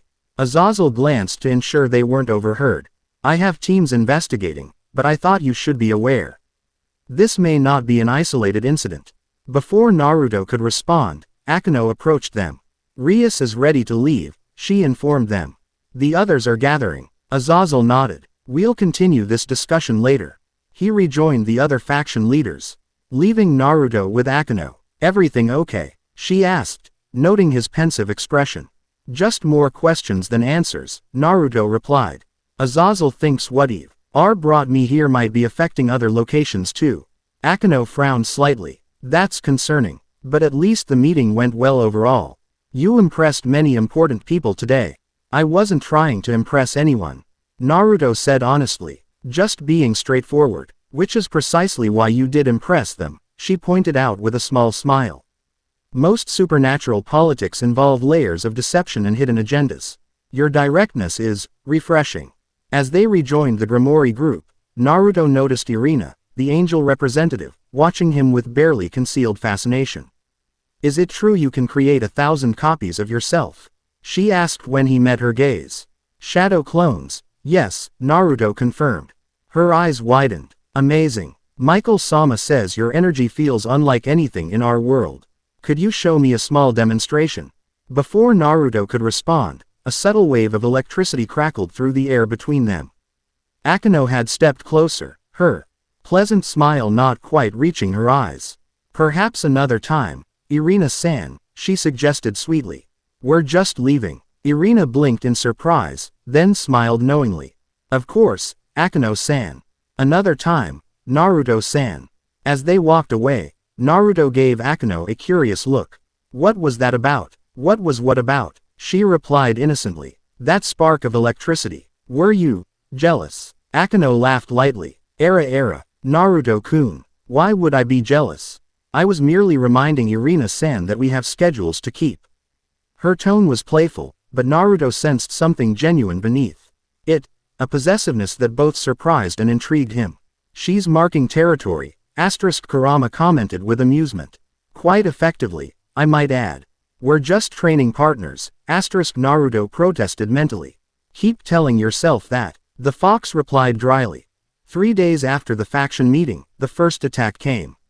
Naruto was in math class, struggling to focus on equations that seemed unnecessarily complicated compared to the practical mathematics he'd learned in Konoha. A sudden prickle at the back of his neck made him straighten in his seat. Something was wrong. "Naruto," Kurama's voice was urgent. "Do you feel that?" He did, a pressure in the air, like the heaviness before a thunderstorm but tinged with malevolent intent. From across the classroom, Issei met his gaze, the OT. Her boy's expression confirming he sensed it too. Naruto raised his hand. "Sensei, may I use the restroom?" Outside in the hallway, he found Issei already waiting. "Bushu just contacted me telepathically," the brown-haired boy said urgently. "Something's breaching the school's boundary spells from multiple points. We're to meet at the clubhouse immediately." They ran through the suddenly empty corridors, a subtle suggestion spell having been cast to evacuate regular students without causing panic. The clubhouse was a center of focused activity when they arrived. Rias stood over a magical diagram showing the school grounds, with glowing red points indicating breach attempts. 6 entry points, she was saying as they entered. Coordinated and simultaneous. Whoever they are, they've planned this carefully. Akeno stood beside her, already changed from her uniform into her shrine maiden attire. The energy signature is primarily fallen angel, but corrupted somehow. Fallen angels attacking a devil stronghold. Hiba questioned. That violates the peace treaty. These aren't Grigori, Akeno replied grimly. The energy feels wrong, twisted. Rogue faction. Then, Rias concluded. Kaneko, Asia, establish a healing station here and prepare defensive barriers. Hiba, Issei, take the south and east approaches. Akeno, the north. I'll handle the west. What about me? Naruto asked. Rias considered him briefly. The central courtyard. If this is a coordinated strike, they'll likely converge there once the outer defenses are breached. The team dispersed to their assigned positions. As Naruto headed for the courtyard, Akeno fell into step beside him briefly. Be careful, she said, her usual playfulness absent. If these are fallen angels specifically targeting this location, they might be after me. Naruto finished her thought. I know. You be careful too. Her violet eyes met his, concern evident despite her confident demeanor. Just don't do anything recklessly heroic, she said. Before breaking off toward her assigned direction, Naruto reached the central courtyard just as the first explosions echoed from the school perimeter. The evacuation spell had worked. No students remained visible in the area. He positioned himself beside the ornate fountain at the yard's center, a strategic spot offering visibility in all directions. Ready, Kurama, always, the fox replied. But remember, we're still not certain how Sage Mode and my chakra will interact with your new powers in actual combat. Guess we'll find out. The ground trembled as magical barriers around the school strained against external pressure. Flashes of light and the crack of thunder indicated Akeno and Rias were already engaged with attackers. Naruto created 4 shadow clones and sent them to observe from the rooftops, providing him with multiple viewing angles of the approaching threat. Through one clone's eyes, he spotted Kiba engaged in a blur of swordplay against winged figures. Another clone reported Issei, his arm transformed into the red dragon gauntlet, trading powerful blows with attackers wielding corrupted light spears. Then the first enemy reached the courtyard, a fallen angel with ash-gray wings and eyes that glowed an unnatural purple. He hurled a light spear that Naruto easily dodged. The anomaly, the fallen angel hissed, voice distorted as if multiple people spoke simultaneously. Lord Malakota was right. You reek of dimensional displacement. 2 more fallen angels descended from above, their wings similarly discolored, their faces contorted in expressions of zealous hatred. The corruption must be purged, one declared, creating dual light daggers. Impure ones cannot be suffered to exist. Naruto manifested his wings and rose to meet them, creating a hybrid light spear in each hand. I don't know who you are or what you want, but attacking a school crosses a line. The half-breed speaks of lines, the third fallen angel sneered. Your very existence violates the natural order. Lord Malakota has decreed it. They attacked in coordinated formation, forcing Naruto to defend from multiple angles simultaneously. These weren't ordinary combatants. Their movements suggested military training, and their corrupted light weapons burned with unusual intensity. Naruto countered with shadow clones and aerial maneuvers Akeno had taught him, using his GS for sharp directional changes while his clones created openings with diversionary attacks.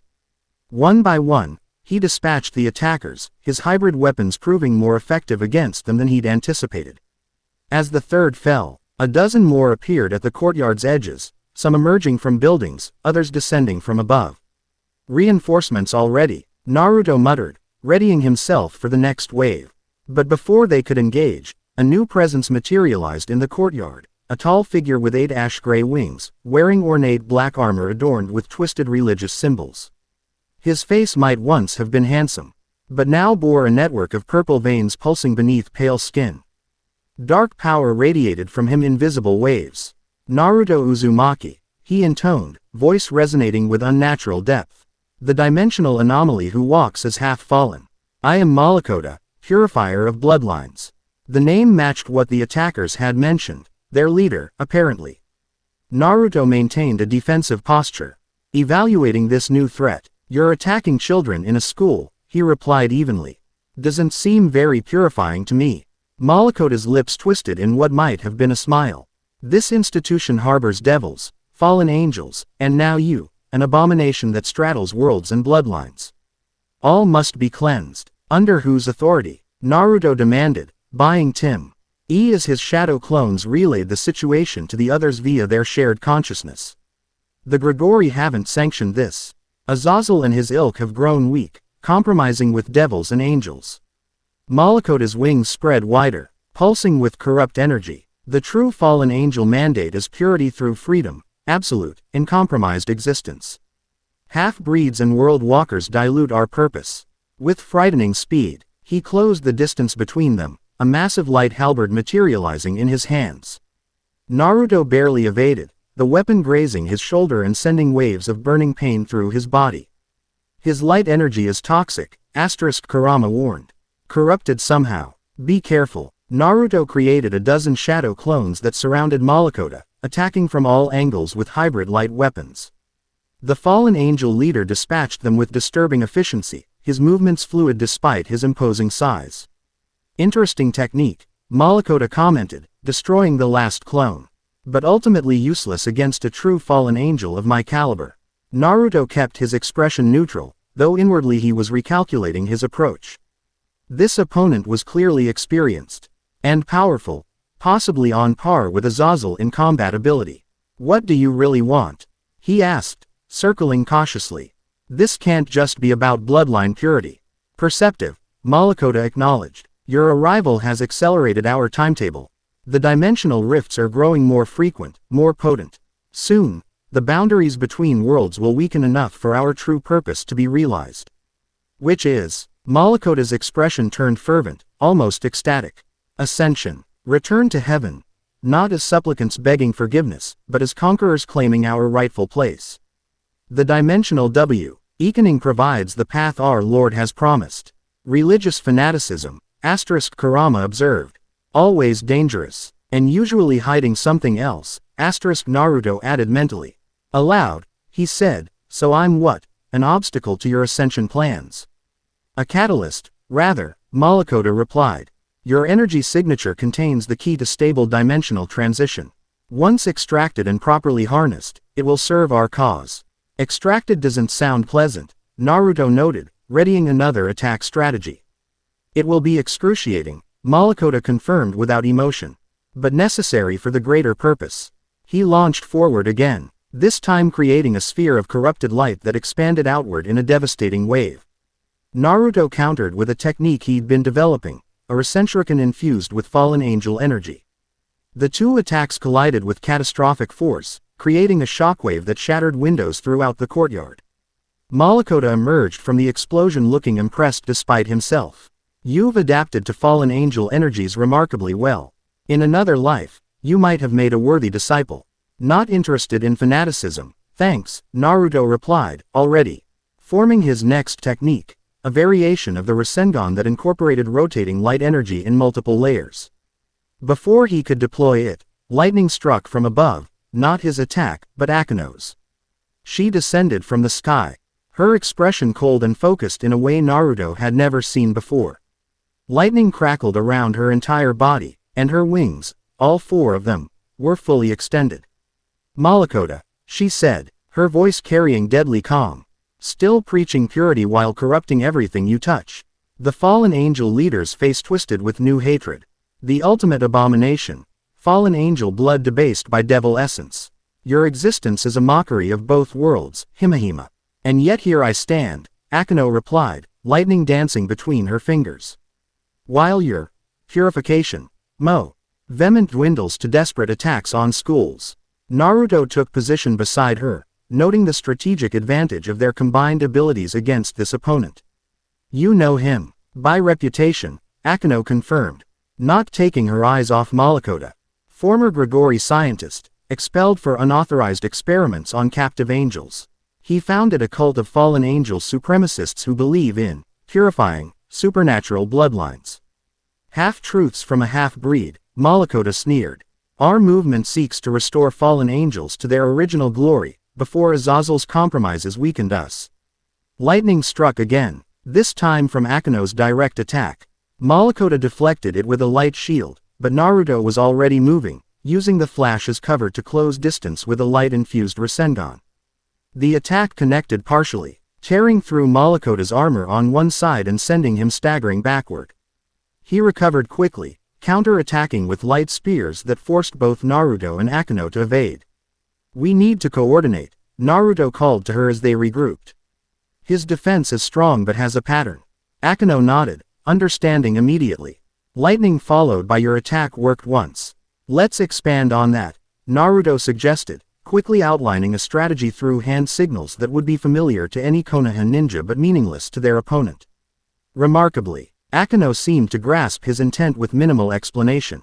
They separated, attacking from opposite directions with precisely timed elemental assaults, her lightning creating openings that Naruto exploited with increasingly complex hybrid techniques.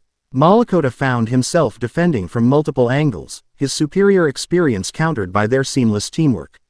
When Akeno unleashed a particularly devastating lightning barrage, Naruto created 20 shadow clones that formed a perimeter, each preparing a different attack variation. "Enough games," Malikota snarled, his corrupted aura intensifying. "The hybrid must be captured intact, but you, devil spawn, are expendable." He focused his attack on Akeno, unleashing a massive spear of darkness tinged with purple light.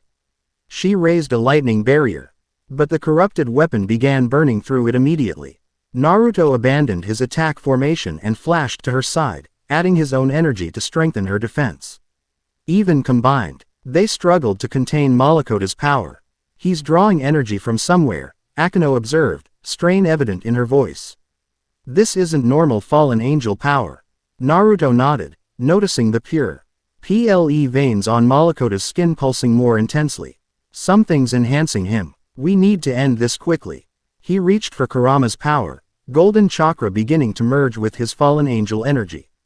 The combination created a startling resonance. His wings transformed, black feathers gaining golden edges that burned with intensified power. Akeno's eyes widened at the transformation. "What are you?" "Trust me," Naruto said, placing a hand on her shoulder. "And don't resist." Understanding flashed in her eyes, and she nodded. Naruto extended Kurama's chakra cloak around them both, golden energy enveloping Akeno as well. Her lightning, already formidable, amplified dramatically, crackling with new intensity. "This power," she whispered, looking at her hands now wreathed in golden lightning. "It's incredible." Together, Naruto directed, forming a Rasenshuriken while Akeno gathered her enhanced lightning. Malikota's expression shifted from confidence to alarm as he sensed the combined power building before him. He redoubled his attack, summoning a dozen corrupt fallen angels to his side as reinforcements. Too late, Naruto and Akeno released their combined attack, a Rasenshuriken WR. Ethed in golden lightning that cut through Malikota's defenses like paper. The explosion that followed demolished half the courtyard, creating a crater where the fountain had stood. When the dust settled, Malikota remained standing. Though barely, his armor had disintegrated, revealing a body crisscrossed with glowing purple sigils that pulsed with failing power. His wings hung tattered behind him. "This changes nothing," he gasped. Blood trickling from his mouth. The boundaries, already weakening. "He comes." Before they could capture him, a dark portal opened behind the fallen angel leader. Unlike conventional transportation circles, this seemed to tear the very fabric of space, revealing glimpses of a dimension beyond. "He has found me worthy," Malikota declared, a fanatic's smile spreading across his bloodied face. "The Overseer grants me ascension." He stepped backward into the portal, which sealed immediately behind him. Naruto moved to pursue, but Akeno caught his arm. "Wait," she cautioned. "That wasn't any teleportation magic I recognize. We don't know where it leads." The golden chakra cloak faded from them both as Naruto acknowledged her point. Around them, the remaining corrupt fallen angels were retreating, some fleeing through conventional means, others vanishing through smaller versions of the same strange portal. Rias arrived moments later, her crimson hair disheveled from battle, her uniform torn in several places. "The attackers are withdrawing everywhere," she reported. "What happened here?" Naruto and Akeno exchanged glances before summarizing. Our encounter with Malakota and his cryptic statements about dimensional boundaries and ascension. This, Overseer, he mentioned troubles me, Rias said when they finished. And these dimensional ALS, they sound similar to what brought you here, Naruto. That's what I was thinking, he agreed. Malakota seemed to believe my arrival was part of some larger pattern of dimensional weakening. Akeno frowned thoughtfully. He also specifically wanted to extract something from Naruto related to dimensional transition. The implications hung in the air between them as the rest of the peerage joined them. Each showing signs of fierce battle but thankfully no serious injuries.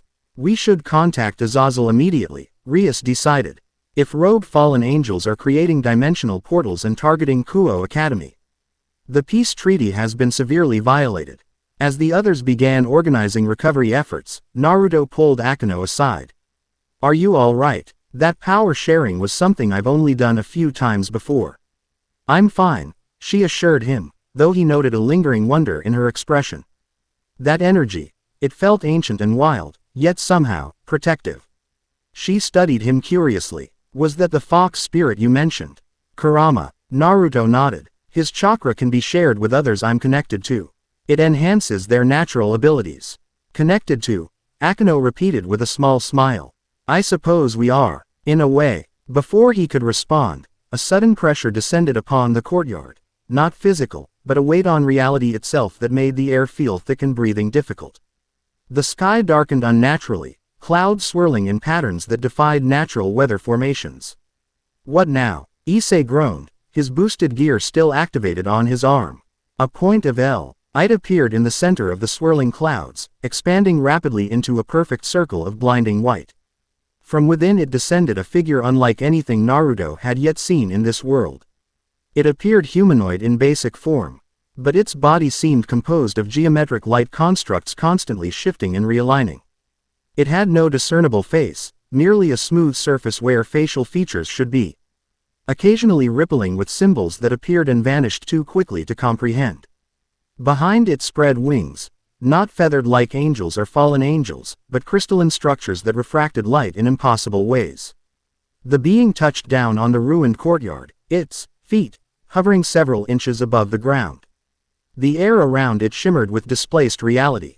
That is no ordinary supernatural being, Kurama warned. Its energy pattern exists partially outside normal dimensional space.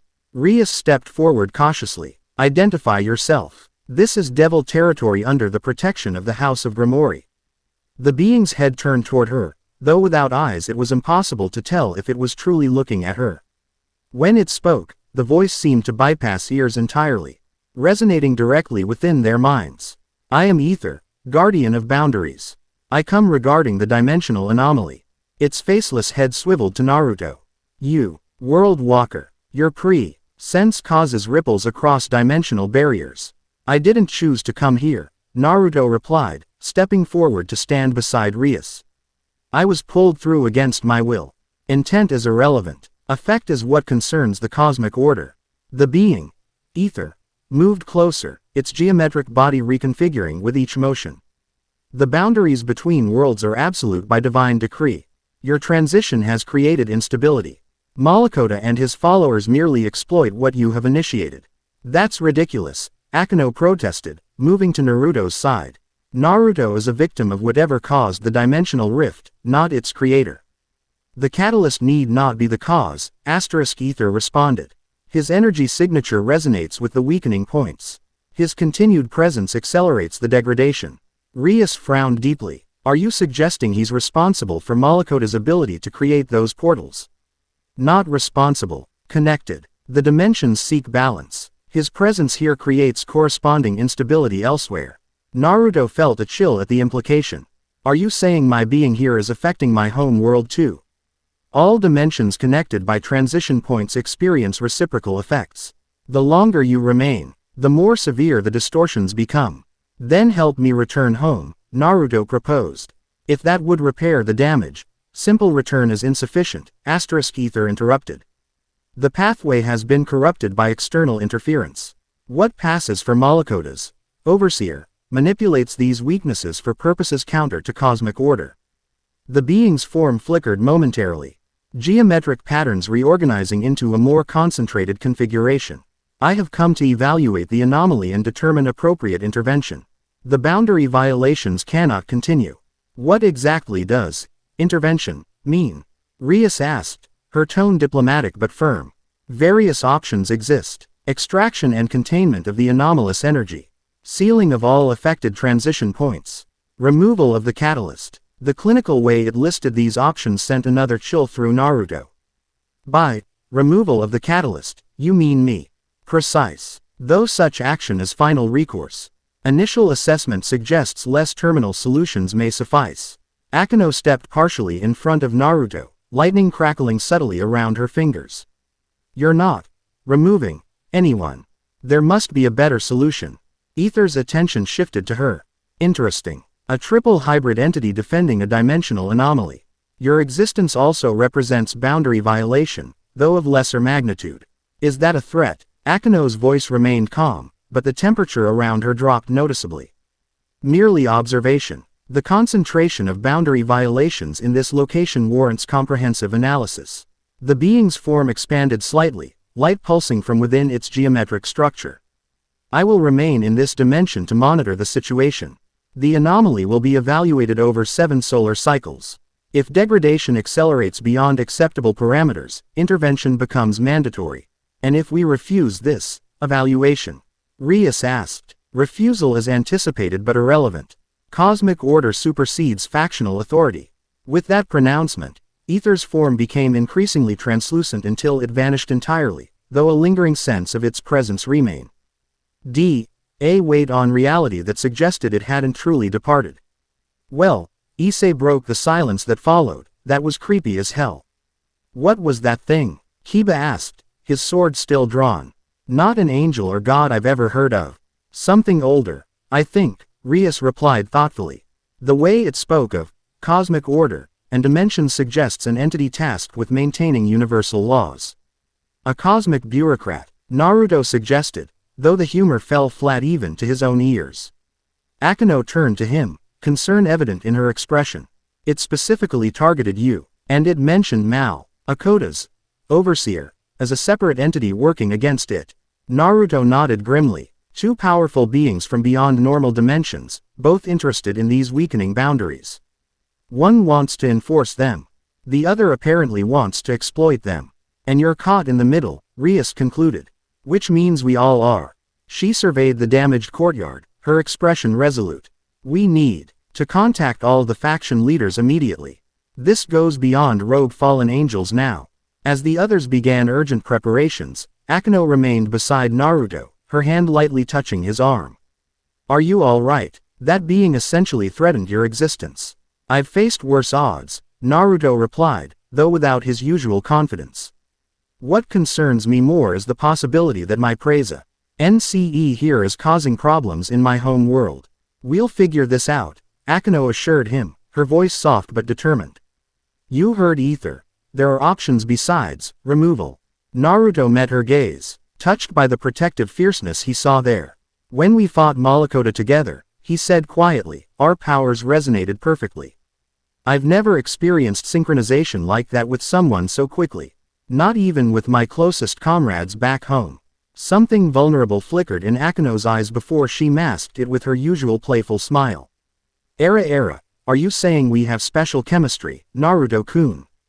But this time, Naruto didn't let the deflection pass. Yes, he said simply. I think we do. Her smile faltered, genuine emotion breaking through the teasing facade. Before she could respond, Rias called them to join an emergency communication circle being established with the faction leaders. The moment passed, but something had shifted between them, an acknowledgement of action that transcended their training relationship or even friendship. As they joined the others, Naruto's mind raced with implications of everything that had happened. Malakota's cult, the mysterious overseer, Ether's warnings about dimensional degradation, all centered somehow around his presence in this world. We're missing something important, Kurama observed within him. The timing of your arrival, these cult activities, the sudden appearance of a cosmic guardian, they're all connected. And 7 days to figure it out before this Ether decides whether I'm too dangerous to exist, Naruto added grimly. 7 days to change fate, asterisk Kurama corrected.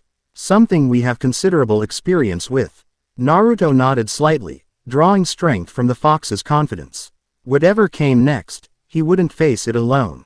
He had Kurama, the occult research club, and most surprisingly of all, Akeno, whose lightning had harmonized with his power as if they'd fought together for years. The emergency meeting began, faction leaders appearing in magical projection around the room. As Rias explained the situation, Naruto caught Akeno watching him, concern and something deeper in her violet eyes. 7 days to prevent dimensional collapse, confront a cosmic guardian, stop a fallen angel cult, and unravel the mystery of his arrival. Just another impossible mission. Chapter 2 end. Chapter 3. Divine Rebellion time was running out. 5 days had passed since Aether's ultimatum, and Naruto stood atop Kuo Academy's roof, watching the sunset paint the sky in fiery hues. The beauty contrasts, Ted sharply with the growing sense of dread that had settled over him. 2 days remained before the Cosmic Guardian would return to render judgment, to determine whether Naruto's continued existence in this dimension warranted intervention. Thinking about jumping, Akeno's voice came from behind him, her tone lightly teasing despite the gravity of their situation. Naruto turned, offering a tired smile. Just sorting through everything we've learned. She joined him at the roof's edge, her school uniform replaced by her more comfortable shrine maiden attire. Training sessions had become almost constant as they prepared for the confrontation they all knew was coming. Azazel's researchers made progress on those energy readings today, she informed him. The dimensional disturbances are following a pattern, concentric circles expanding outward from Kuo. With me at the center, Naruto concluded grimly. Akeno's hand found his, fingers intertwining with gentle pressure. With the point of your arrival at the center. She corrected. An important distinction. The casual intimacy between them had developed gradually over the past days. Subtle touches, prolonged glances, moments of wordless understanding. Neither had explicitly addressed the change, too focused on the immediate threat, but both recognized something profound had shifted in their relationship. Any word from Michael's agents about Malakota? Naruto asked. Akeno shook her head. Nothing concrete. Sightings reported in various locations, but he vanishes before anyone can engage. The corrupted fallen angels continue to appear at dimensional weak points. Though, harvesting energy from the rifts for their overseer, whatever that is, Naruto muttered. The pattern had become clear. Malakota's cult systematically exploited the growing rifts, drawing power from them for some larger purpose. The combined research team meets again tonight, Akeno reminded him. Searsex has brought in devil archivists with access to pre-biblical records. If anyone can identify this overseer, it would be them. Naruto nodded, gazing out at the horizon again. I keep thinking about what Aether said, that my presence here affects my home world too. His grip tightened slightly on Akeno's hand. People I care about could be in danger because of me, and I can't even warn them. Akeno was quiet for a moment before responding. When my mother died, I blamed my father for not being there to protect us. I carried that blame like armor for years. Her violet eyes met his. But eventually I had to recognize that guilt, no matter how justified it feels, doesn't change circumstances, it only prevents us from clearly seeing solutions. When did you get so wise? Naruto asked, a small smile softening his troubled expression. I've had an insightful teacher recently. She replied, returning his smile. Some blonde dimension hopper who talks about never giving up, even against cosmic entities. The moment stretched between them, comfortable despite the weight of their circumstances. Finally, Naruto sighed and stepped back from the edge. We should join the others. If we're going to find a way to fix these dimensional disturbances without me being removed from the equation, we need all the information we can get. Akeno nodded, though she didn't immediately release his hand. Naruto, she said, her usual playfulness absent, whatever happens. I want you to know that these past weeks, training together, fighting together, they've meant something to me. The sincerity in her voice caught him off guard. Before he could respond, she leaned forward and pressed a brief, gentle kiss to his cheek. For luck, she explained with a hint of her usual teasing smile, though a faint blush colored her cheeks. Now come on, we have a cosmic crisis to solve. As they headed downstairs, Naruto touched his cheek lightly, a complex mix of emotions stirring within him. In the midst of interdimensional chaos and cosmic threats, he'd somehow found a connection he wasn't ready to lose, not to ether, not to dimensional barriers, not to anything. "You're getting attached to this world," Kurama observed quietly. "To parts of it," Naruto admitted. "Complicates things, doesn't it?" Naruto had no answer for that as they entered the research-transformed clubroom, where the combined efforts of three factions were focused on saving two worlds, and, though few would admit it openly, on saving him. The assembled group represented unprecedented cooperation between supernatural factions. Devils, angels, and fallen angels worked side by side, ancient animosities temporarily set aside in the face of a threat that transcended their differences. Azazel stood at the center, directing operations with the casual authority of someone accustomed to crisis management. Magical diagrams filled the air around him, showing energy patterns, dimensional coordinates, and data streams from monitoring stations worldwide. "Ah, our dimensional catalyst arrives," he greeted as Naruto and Akeno entered. "Perfect timing. We were just discussing your molecular structure." "Always a comfortable topic," Naruto replied dryly. Rias approached where she'd been conferring with her brother, concern evident in her expression. "The dimensional disturbances are accelerating," she informed them without preamble. 3 new rifts opened in the past hour alone. "Location?" Akeno asked. "Eastern Europe, Northern Africa, and one just outside Tokyo," Sirzex answered, his usual amiable expression replaced by focused intensity. "Each more stable than the last. Whatever's happening is gaining momentum." Michael, who had been examining an ancient text with 2 angel assistants, looked up. "We've found something that may explain the overseer Malakota mentioned." He gestured for them to join him at a table covered with artifacts and documents. At the center lay an illuminated manuscript that predated biblical records, its pages depicting cosmic entities and primordial conflicts. Before the God of the Bible established the current dimensional order, other entities contested for influence over reality's structure, Michael explained, indicating illustrations of geometric beings reminiscent of ether. The architects, as they were called, established boundaries between dimensions to prevent chaos from overwhelming ordered existence. Ether mentioned being a guardian of boundaries, Naruto recalled. One of these architects, more likely a servant of their established order, Michael corrected. The architects themselves drew from direct involvement after establishing the cosmic framework. Azazel joined them, adding, but not all cosmic entities agreed with the strict separation of dimensions. Some believed that Ether power could be achieved through controlled dimensional merger. He pointed to another illustration, a dark figure comprised of overlapping realities, multiple faces and forms shifting within a unified silhouette. The convergent ones. They sought to merge realities to create new, hybrid dimensions under their control. "Let me guess," Naruto said grimly. "This overseer Malakota serves as one of these convergent ones." "It appears so," Michael confirmed. This particular entity was known as Myriad, a being capable of existing simultaneously across multiple dimensions and drawing power from their intersection. "And now it's using the disturbance caused by my arrival to weaken the barriers between worlds," Naruto concluded. Sirzex nodded. "Precisely. Your transition created an fracture that Myriad is systematically exploiting through Malakota and his cult. Each rift they harvest weakens the dimensional boundaries further." "But why me specifically?" Naruto questioned. Thayer said, "My energy resonates with the weakening points, but why would my chakra have that effect?" The faction leaders exchanged glances before Azazel answered. "We've analyzed your energy composition thoroughly. Your chakra contains something unique, a harmonic frequency that naturally interacts with dimensional boundaries. Something in your original world must have already connected you to dimensional forces," Michael suggested.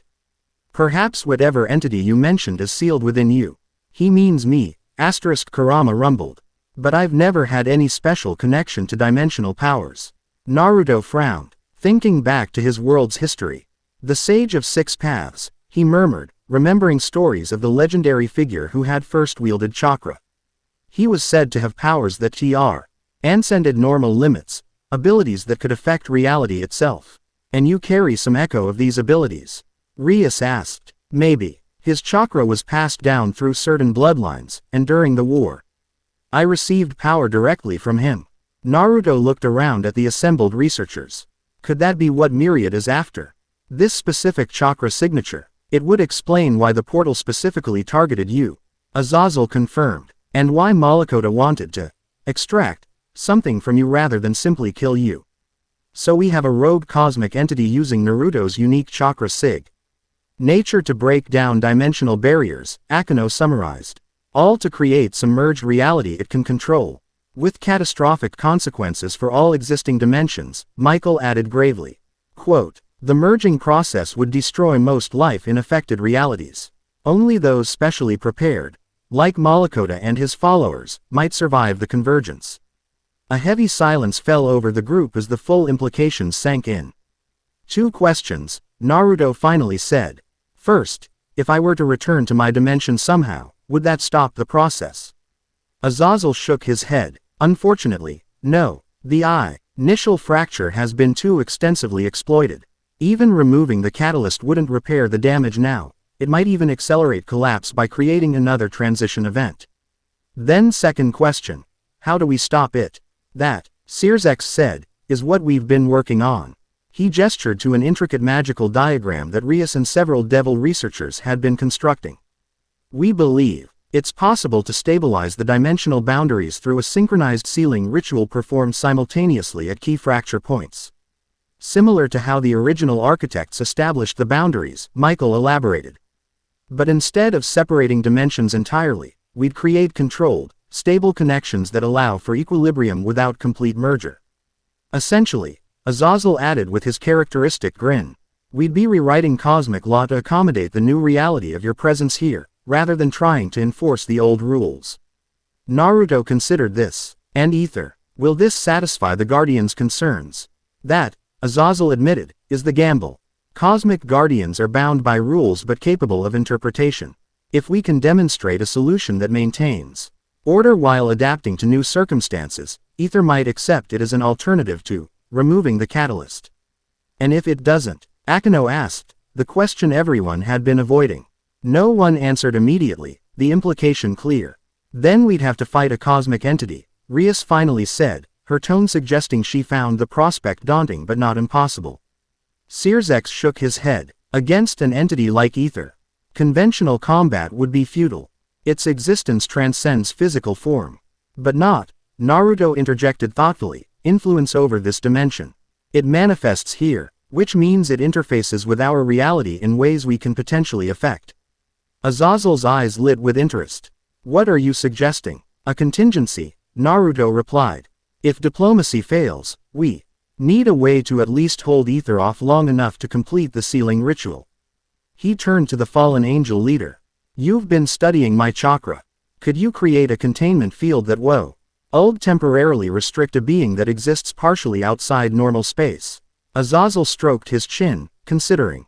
With the right resonance frequency calibrated to your unique chakra signature, possibly. It wouldn't hold for long, but might buy some time. That's something at least, Naruto nodded. But our priority should be making the sealing ritual work. What do we need? Searsex outlined. The requirements. Teams positioned at 7 key locations around the world, each performing a synchronized ritual component. The primary sealing must occur at the original fracture point, here at Kuo Academy. And most critically, we need a focal point for the stabilization energy. Naruto concluded. Your chakra created the initial resonance, Rias confirmed. Only your energy can stabilize it. The ritual would essentially use your unique energy signature to sign the new dimensional treaty, Michael explained. Establishing you as an authorized bridge between worlds rather than an anomaly. Naruto absorbed this, understanding the implications. So I'd be permanently connected to both dimensions. Yes, Azazel confirmed. You could potentially even travel between them once the pathways are properly established. Though that's theoretical at this point. A complex mix of emotions crossed Naruto's face. Hope at the possibility of seeing his home again, uncertainty about what this permanent connection would mean. And something else that prompted him to glance briefly at Akeno. How soon can we be ready? He asked. The ritual components require another full day of preparation, Searsex replied. We'll be cutting it extremely close to Ether's deadline. Then we'd better get started, Naruto said with determination. What can I do to help? As the meeting broke into focused working groups, Akeno touched Naruto's arm lightly. You'd be able to go home, she said quietly, her expression carefully neutral. Naruto held her gaze. To visit, he clarified.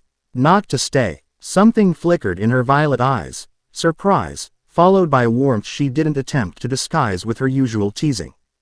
Before she could respond, Azazel called Naruto over to begin calibrating equipment to his chakra signature. But the exchange hadn't gone unnoticed by Rias, who watched her queen with a mixture of concern and understanding. The complications of their mission extended beyond dimensional physics into matters of the heart, territory even more unpredictable than cosmic boundaries. Dawn broke on the 7th day, painting Kuo Academy in gentle golden light that belied the tension permeating the grounds. Teams had worked through the night, preparing ritual components, establishing communication links with groups worldwide, and reinforcing the campus with multiple layers of protective barriers. Naruto stood in the courtyard where he'd first fought Malakota, now transformed into an elaborate ritual site. 7 concentric circles of magical script encircled a central platform, each ring containing symbols from different supernatural traditions: devil, angel, fallen angel, and even human magical scripts interwoven in unprecedented harmony. Nervous? Issei asked, joining him at the edge of the ritual space. Concerned? Naruto corrected. A lot has to go right for this to work. The brown-haired boy nodded, his usual carefree demeanor subdued by the gravity of their situation. Everyone's counting on you. No pressure or anything. Despite everything, Naruto smiled. I've been in worse spots. At least this time I have allies I trust. Speaking of allies, Issei's tone turned sly. What's going on with you and Akeno-san? The whole club has noticed something. Naruto felt a faint warmth rise in his cheeks. We've been training together a lot. Natural we'd become close. Issei grinned. That's why she looks at you like that when she thinks no one's watching. Before Naruto could respond, alarms sounded throughout the campus, not the warning of an attack, but the signal that the international teams were reporting readiness. Guess we're about to start, Issei said, his sacred gear materializing on his arm in preparation. Good luck out there, Dimension Jumper. They clasped hands briefly before Issei joined the other peerage members stationed at defensive positions around the ritual site. Naruto headed toward the central platform where Azazel, Sirzex, and Michael waited. Final preparations are complete, Sirzex informed him. All 7 external teams report ready status. Any sign of Ether, or Malakota? Naruto asked. Nothing yet, Michael replied. But our sensors detect increasing dimensional instability. Whatever happens, it will happen soon. Azazel handed Naruto a small crystalline device. Attach this to your chest. It will help channel your chakra into the ritual patterns without burning you out. As Naruto affixed the crystal over his heart, Akeno approached from where she'd been confirming barrier integrity. She wore her shrine maiden attire, though modified with protective seals inscribed along the sleeves and hem. Eastern perimeter is secured, she reported officially, then added more softly to Naruto, how are you holding up? Ready as I'll ever be, he replied, appreciating her concern. You'll be maintaining the outer barrier. She nodded. With Rias, we'll keep anything from interrupting the ritual once it's begun. Their eyes met, volumes of unspoken words passing between them. Finally, surprising both of them, Akeno reached up and straightened his collar with gentle fingers. Be careful in there, she said. This ritual will draw significant power through you. I'll be fine, he assured her. Kurama and I have handled worse. A small smile touched her lips. So confident. She hesitated, then added, when this is over, there's something I need to tell you. Tell me now, Naruto suggested, acutely aware that their plans rarely survived first contact with the enemy. Akeno shook her head. After. It'll give you extra motivation to succeed. Before he could press further, a pulse of energy rippled through the air, subtle but unmistakable to those sensitive to dimensional forces. It's starting, Azazel announced, checking readings on a magical monitor. Dimensional pressure is increasing rapidly. We need to begin the ritual immediately. Akeno squeezed Naruto's hand briefly before departing to her position. The faction leaders took places at 3 equidistant points around the central platform as Naruto stepped into the middle. Remember, Sears instructed, allow chakra to flow into the conduit crystal. Don't force it, but don't restrict it either. The ritual will draw what it needs.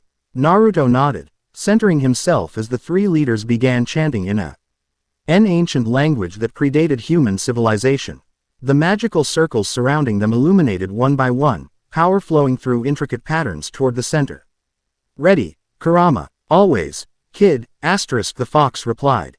Though I still think fighting cosmic entities sounds more straightforward than this mystical nonsense. Let's save that for plan B, Naruto thought back with grim humor. As the chanting intensified, Naruto felt the crystal on his chest grow warm, then hot, as it began drawing on his chakra. The sensation was strange. Not painful exactly, but invasive, as if the ritual was reaching deep into his core, seeking the specific resonance that connected him to dimensional forces. Around the world, 6 other ritual sites activated simultaneously, creating a global network of power. Focused on stabilizing the weakening boundaries between dimensions.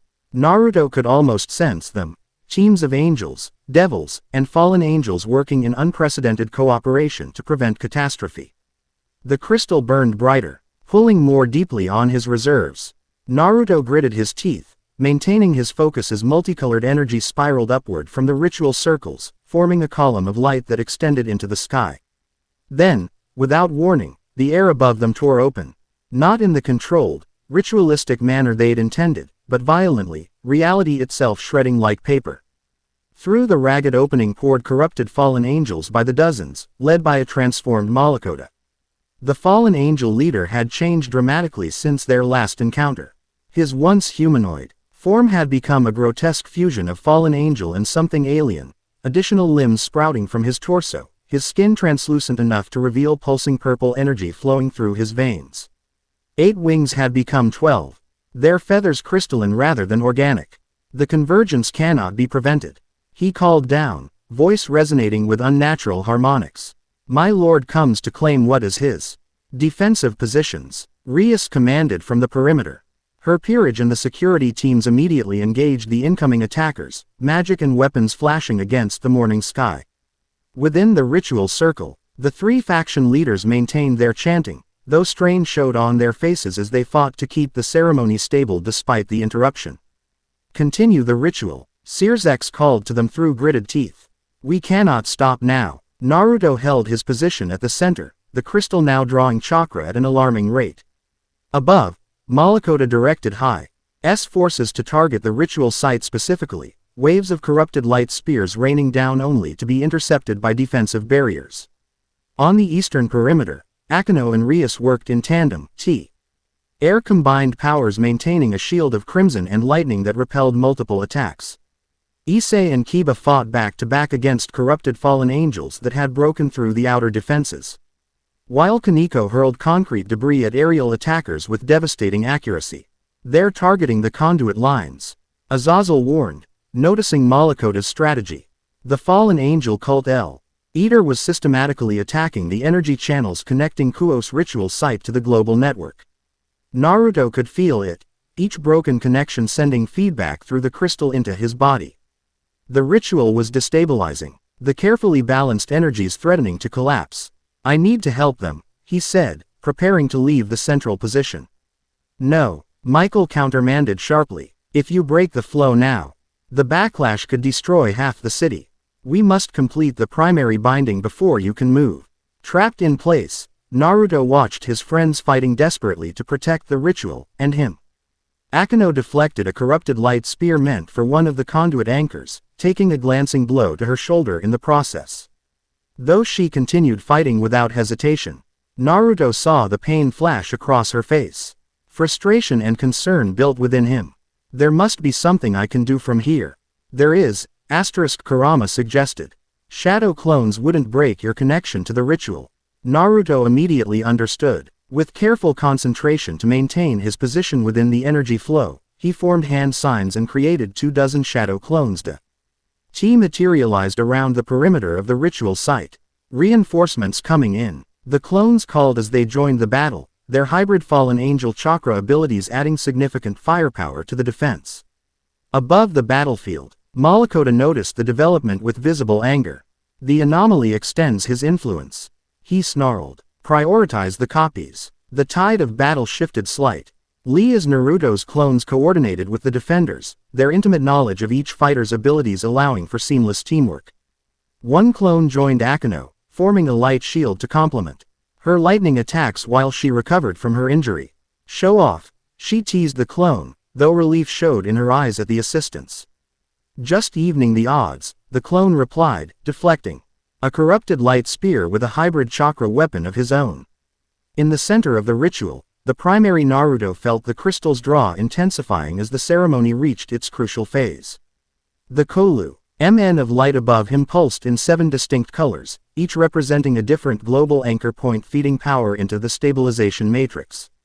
Almost there, Sears encouraged through obvious strain.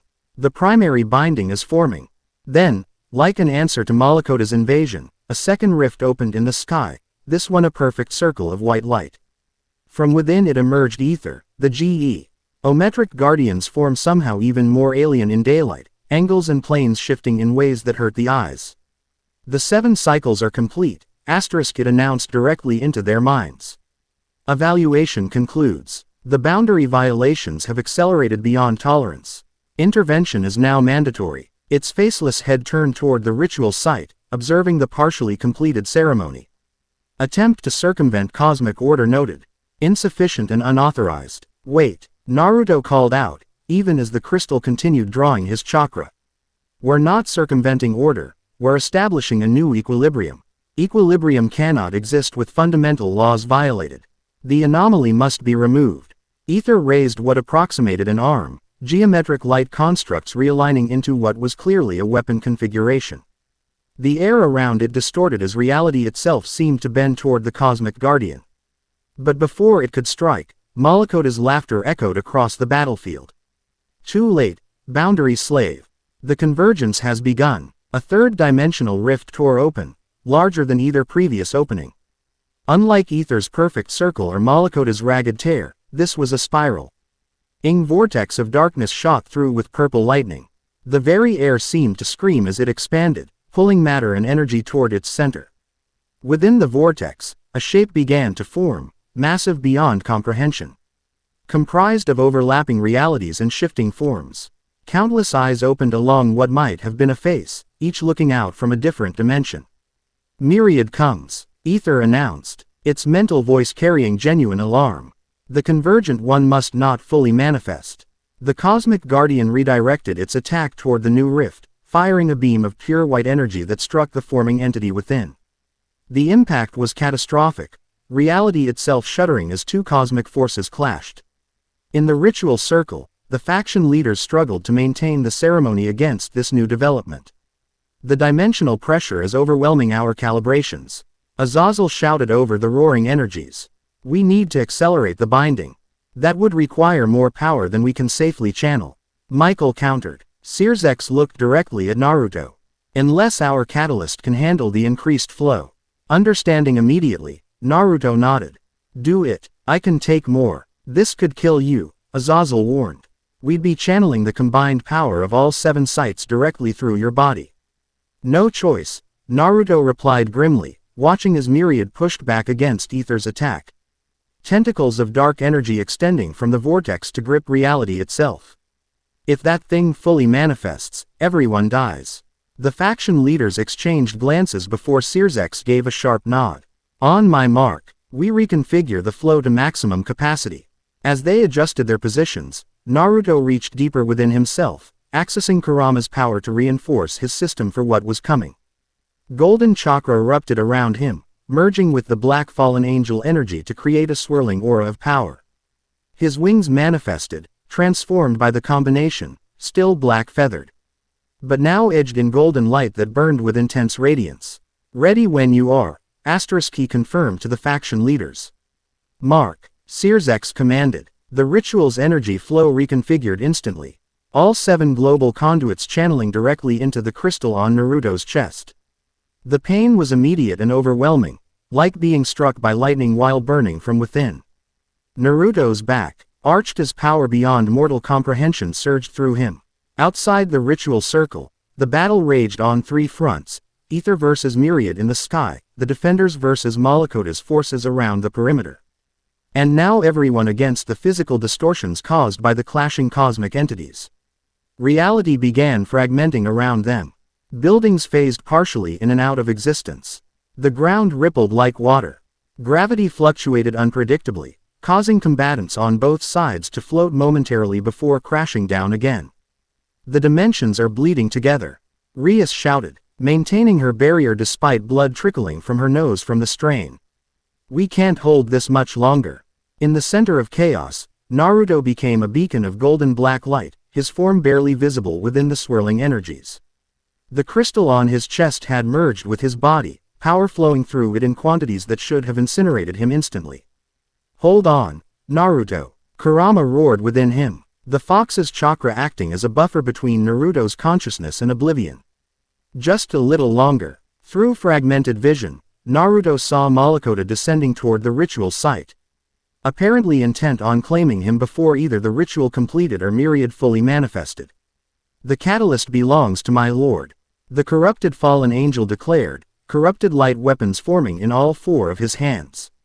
He never reached his target. Akeno intercepted him midair, her form crackling with more power than Naruto had ever seen her wield. Lightning not just yellow but white-hot engulfed her entire body. Her wings, no longer just two but four, fully embracing her fallen angel heritage, spread wide as she launched attack after attack. He belongs to no one, she stated with deadly calm, each word punctuated by a lightning strike that forced Malakota back. Naruto wanted to call out to her, to warn her that Malakota was too powerful to face alone, but the ritual's grip on him was absolute. He couldn't speak, couldn't move, could barely think through the overwhelming surge of energy. Above, Ether and Myriad's battle reached a crescendo, reality fracturing around them as fundamental forces clashed. The partially formed convergent one pushed further into their dimension, countless limbs and faces becoming more solid with each moment. The binding is almost complete, *C. Rex communicated directly to Naruto's mind, the normal barriers between them dissolved by the extreme energies they channeled. But we need something to seal it, a final signature that will lock the new pattern in place. What kind of signature? Naruto managed to respond, his thoughts fragmented by pain. Intent, came Michael's mental voice, strained but clear. The original boundaries W-E formed by the architects will, their desire for cosmic structure. This new pattern must be sealed with equally powerful intent. Your intent, Azazel added. As the bridge between worlds, your will defines the nature of the connection. Understanding flooded Naruto even as the power threatened to tear him apart. This was why he specifically had been needed, not just his unique chakra, but his will. His intent for how the dimensions should interact. With monumental effort, he focused his thoughts, gathering his fragmented consciousness around a single, clear vision, worlds connected but distinct. Strengthened rather than diminished by their bond, with stable passages between them that honored the integrity of each reality. He poured this intent into the maelstrom of energy flowing through him, imposing order on chaos through sheer force of will. The crystal responded, the ritual patterns realigning to match his vision. Above, the clashing cosmic entities seemed to sense the change. Ether paused its assault momentarily, geometric head turning toward the ritual site. Myriad's countless eyes blinked in what might have been surprise or concern. Malakota, still battling Akeno, screamed in rage. No, the convergence cannot be denied. My lord promised ascension. With desperate fury, he broke past Akeno's defenses, striking her with enough force to send her plummeting toward the ground. Before anyone could intercept her fall, he dove toward the ritual site, all 12 wings beating with manic intensity. The catalyst must die before the binding completes. He shrieked, raising a massive corrupted light spear aimed directly at Naruto's heart. Time seemed to slow as Naruto watched, helpless to defend himself while channeling the ritual's completion. The faction leaders maintained the ceremony, unable to intervene without catastrophic consequences. The spear descended, and struck an unexpected barrier. Akeno, recovering midair with astonishing speed, had teleported directly into the ritual circle, placing herself between Naruto and Malakota. The corrupted weapon pierced her shoulder instead of Naruto's heart, its tip stopping mere inches from the crystal embedded in his chest. Akeno. Naruto's voice tore from his throat, the first word he'd been able to speak since the ritual's acceleration. Blood trickled from her lips as she maintained her position, gripping the spear to prevent it from reaching its intended target. Finish it, she gasped, her violet eyes meeting his with unwavering determination despite the pain. Rage and fear surged through Naruto, threat, ending to disrupt the careful balance of the ritual. Seeing Akeno wounded, possibly dying, because of him, focus. Kurama's voice cut through the emotional storm.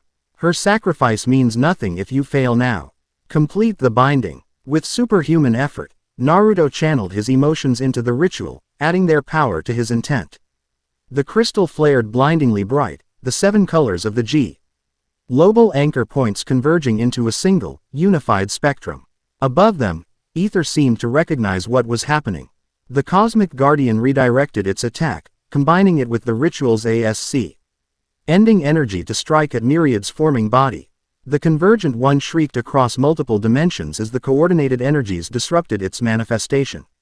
No, Malakota screamed, still struggling to drive his spear past Akeno. My lord promised. He never finished. The ritual reached completion, a shockwave of ordered energy exploding outward from Naruto in a perfect sphere that expanded to encompass first the academy, then the city, then beyond, racing along the established conduits to the 7 anchor points around the world. Where the energy touched, reality stabilized. Dimensional bleeding halted. The fragments of overlapping worlds snapped back into proper alignment, now connected by structured, controlled pathways rather than chaotic rifts. Myriad's partially manifested form was caught in the wave, its connection to their reality forcibly regularized and constrained. The Convergent One roared across dimensions as it was pushed back, not banished but contained within the NA.W cosmic framework, able to observe but no longer violate the established boundaries. Malakota, his body already transformed beyond human limits by Myriad's power, could not survive the sudden order imposed on dimensional energies. His corrupted form began disintegrating, purple energy leaking from his dissolving body like blood. The ascension was promised, he gasped, his spear vanishing as his arms crumbled to dust. His followers met similar fates across the battlefield, their corrupted bodies unable to exist within the newly stabilized dimensional order. As the shockwave reached its zenith, the crystal embedded in Naruto's chest shattered, its purpose fulfilled. He collapsed to his knees, the golden black aura fading as his system finally reached its limit. With the last of his strength, he caught Akeno as she fell, cradling her wounded body against his chest. Blood soaked her white shrine maiden garments where the corrupted spear had struck. Healing. We need healing here, Naruto shouted, his voice raw. Asia was already running toward them, her sacred gear activated and glowing with gentle green light. Hold her still, she instructed, kneeling beside them and placing her hands over Akeno's wound. As Asia worked, Naruto held Akeno's gaze, her violet eyes clouded with pain but still aware. That was reckless, he admonished gently, brushing hair from her face. Says, the master of reckless. She replied weakly, attempting a smile that turned into a grimace of pain. Don't talk, he urged. Asia's healing you. Around them, the aftermath of cosmic battle settled into uneasy peace. The faction leaders, drained but functional, coordinated recovery efforts. Rias and the rest of her peerage secured the perimeter, though with Malakota and his followers gone, the immediate threat had passed. Above, ether remained, its geometric form hovering in silent observation of the newly established dimensional order. After what seemed an eternity, it descended slowly until it hovered before the exhausted ritual participants. Unexpected solution, asterisk it communicated. Neither separation nor convergence, but structured connection.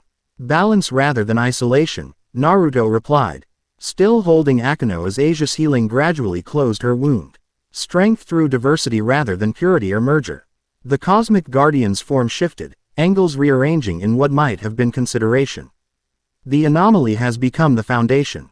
Paradoxical but elegant. Will it hold? Sirzex asked, approaching cautiously. This new arrangement of dimensional boundaries. It is sufficient. Ether acknowledged. The Convergent One is contained. Cosmic order is maintained, if modified. It turned its faceless head toward Naruto. You are no longer an anomaly but a nexus, an authorized intersection of dimensional pathways. Your continued existence is now necessary for stability rather than threatening it. Relief washed through Naruto, though he was too exhausted to fully express it. And my home world, the people there, the connection is stabilized. Dimensional damage is repairing under the new framework. Both realities will adjust to the established pathways. Can I return there?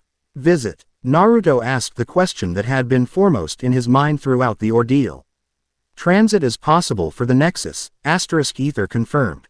You alone may travel the pathways without causing instability. The implications of this statement hung in the air. Naruto could go home, see his friends, fulfill his responsibilities to Konoha, but he would always be connected to this world as well. Responsible for maintaining the dimensional balance he'd helped create. His eyes dropped to Akeno, who had fallen into unconsciousness as Asia continued healing the corrupted energy that lingered in her wound. The choice that had seemed theoretical before now became concrete. Stay, go, or somehow balance between worlds. The cosmic order will be monitored, Ether stated. I depart, but remain vigilant. With that pronouncement, the geometric guardian ascended, its form growing increasingly translucent until it vanished completely, returning to whatever higher dimension it normally inhabited. Is it really over? Rias asked, joining them as Asia finished her immediate treatment of Akeno. The immediate crisis, yes, Azazel confirmed, checking readings on a magical instrument. Dimensional stability is returning to normal parameters, or rather, establishing new, normal, parameters based on the binding we created. Malakota and his followers, Michael inquired. Completely gone, Sirzex reported. Their corrupted forms couldn't survive the dimensional regularization. And Myriad? Naruto asked, carefully lifting Akeno as Asia indicated she should be moved to proper medical facilities. Contained but not destroyed, Azazel explained. An entity of that magnitude can't be eliminated, only constrained. The new dimensional framework limits its influence significantly. As Naruto carried Akeno toward the school building, where emergency medical stations had been established, Rias fell into step beside him. She'll recover fully, she assured him, noting his concern. Akeno is stronger than she looks. I know, Naruto replied quietly. She shouldn't have had to take that hit for me. She made her choice, Rias said simply.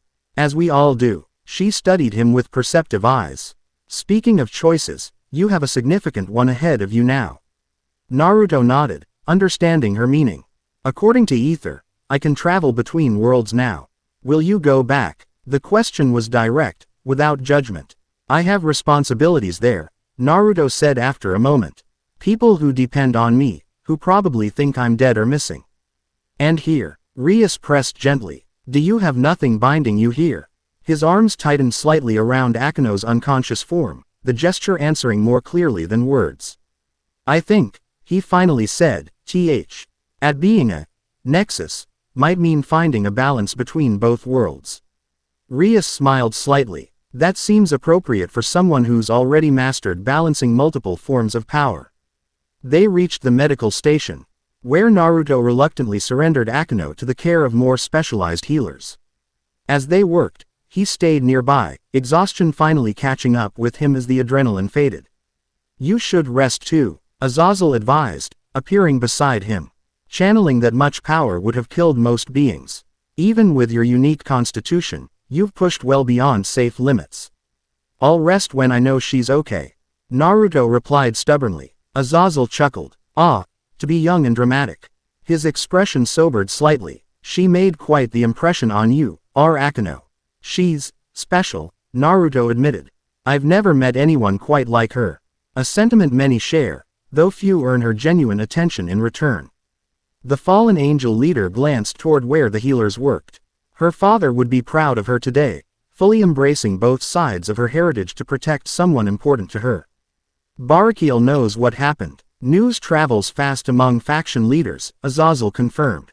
Especially concerning their children. Naruto absorbed this, thinking of Akeno's complicated relationship with her father. Has she spoken with him recently? Not directly, Azazel admitted. Though she's softened her position somewhat since you arrived. Your acceptance of your fallen angel aspects seems to have influenced her perspective on her own heritage. Before Naruto could respond, a healer approached to report that Akeno was stable and resting comfortably. The corrupted energy had been purged from her wound, which would heal completely given time and proper care. She's asking for you, the healer added, though we've advised her to rest. Stubborn, Naruto commented with a fond smile.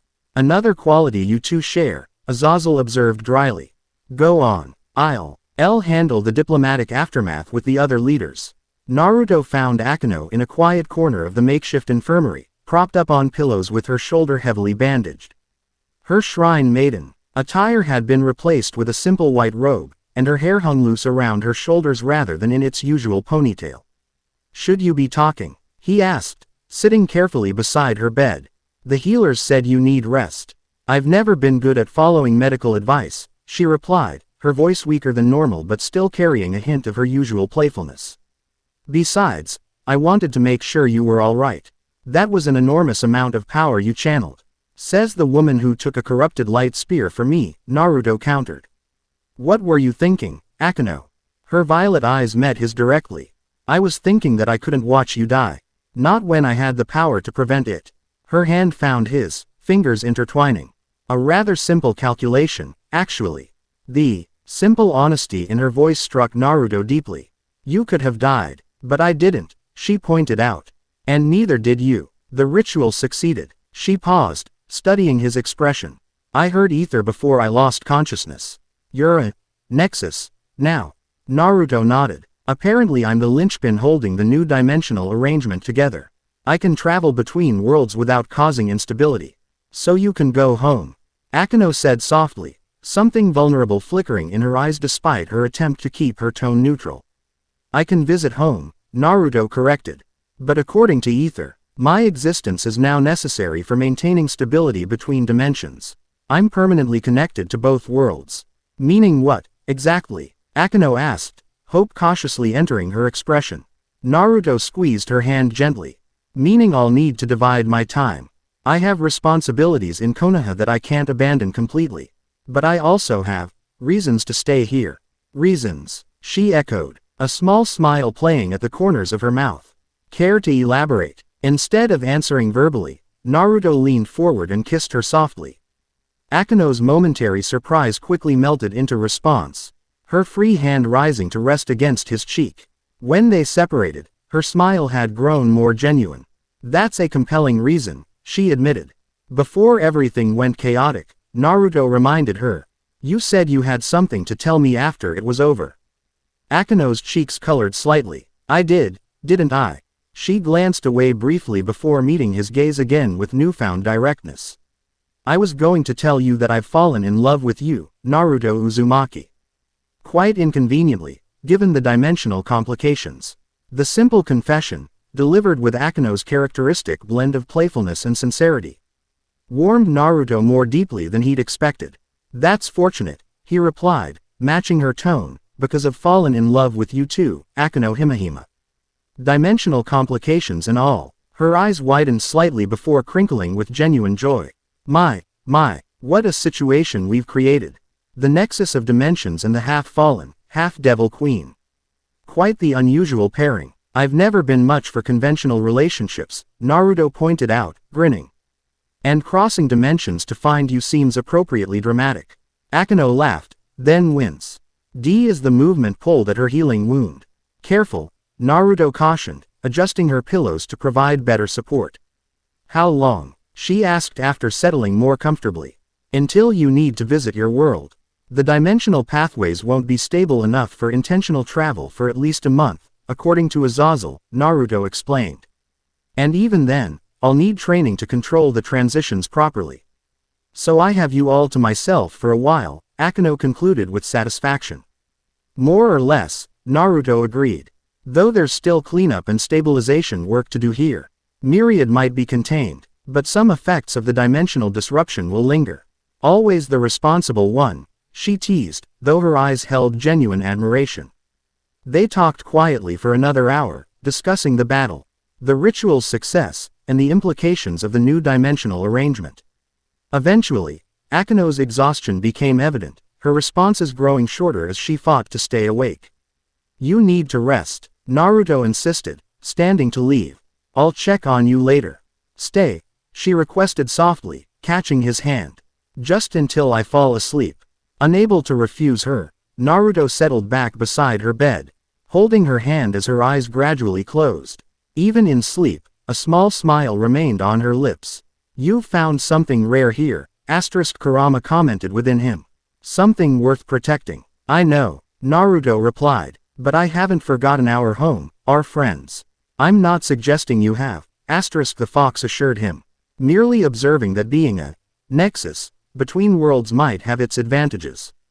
Naruto glanced down at Akeno's peaceful face, feeling a profound sense of certainty despite the complicated future ahead. I think you might be right.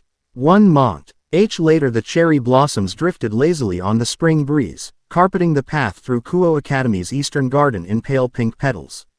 Naruto sat beneath the largest tree, eyes closed in meditation as he practiced the dimensional awareness techniques Azazel had been teaching him. His senses extended beyond normal perception, tracing the pathways that now connected this world to his own, invisible to ordinary sight but clear to his enhanced awareness. The structured connections pulsed with steady energy, no longer the unstable rifts that had threatened both realities, but proper bridges built to last. Finding inner peace, Akeno's voice broke his concentration, though not unpleasantly. He opened his eyes to find her standing before him, school uniform replaced by casual attire, a simple lavender sundress that complemented her eyes. Her shoulder had healed completely, with only a small scar remaining as evidence of her encounter with Malakota's spear. Dimensional meditation, he corrected, patting the ground beside him in invitation. Azazel says I need to thoroughly understand the pathways before attempting my first controlled transition. Akeno settled gracefully next to him, her shoulder touching his companionably. And how goes the understanding? Better than expected. The pathways seem to respond to my intent, almost like they recognize me. Well, you are essentially their creator, she pointed out. Or at least their architect. County architect, Naruto corrected. I couldn't have done it without everyone's help. He paused, turning to face her more directly. It reminds me, have you spoken with your father yet? A brief shadow crossed Akeno's expression before she nodded. Yesterday, actually. It was less difficult than I expected. That's good, isn't it? Yes, she agreed, plucking a fallen cherry blossom from the grass. Though years of bitterness don't disappear overnight. But we're talking, at least. He told me he was proud of how I handled myself during the battle. As he should be, Naruto said sincerely.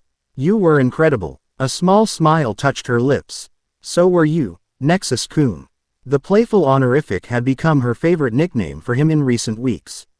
They sat in comfortable silence for a moment, watching cherry blossoms drift in the afternoon light. Eventually, Naruto spoke again. Azazel thinks I'm ready. The pathways have stabilized enough for a controlled journey. Akeno's hand found his, fingers intertwining automatically. When? Tomorrow, he replied quietly. Just a short visit. Enough to let everyone know I'm alive and explain what happened. Well, a simplified version, anyway. Her grip tightened slightly. How long will you be gone? 3 days on that side, Naruto explained. According to Azazel's calculations, that's about 36 hours here due to the temporal difference between dimensions. Akeno nodded, absorbing this. And after that, what will your schedule look like? The question too. UCHED on concerns they'd discussed but never fully resolved, how Naruto would balance responsibilities and relationships across 2 worlds. I'm thinking 2 weeks there, 2 weeks here, to start, he suggested. Though some flexibility will be needed depending on circumstances in either world. A dimensional commuter, Akeno mused, her tone light though her eyes revealed deeper emotions. Quite the modern arrangement. Naruto turned fully toward her, taking both her hands in his. I know it's not ideal, he acknowledged. But I have duties in Konoha I can't abandon, people who depend on me. I understand, she assured him. And he knew she genuinely did. I wouldn't expect you to abandon your home or your dreams there. But, he prompted, sensing her unspoken thoughts. Akeno smiled wryly. No, but, Just adjusting to the reality of sharing you with another dimension. Naruto raised a hand to cup her cheek gently. You know, in Konoha there's a saying, the will of fire burns brightest when shared. Distance doesn't diminish true connection, it just makes reunion sweeter. My, she teased, though her eyes softened. When did you become so poetic? I have an inspiring muse, he replied, leaning forward to kiss her.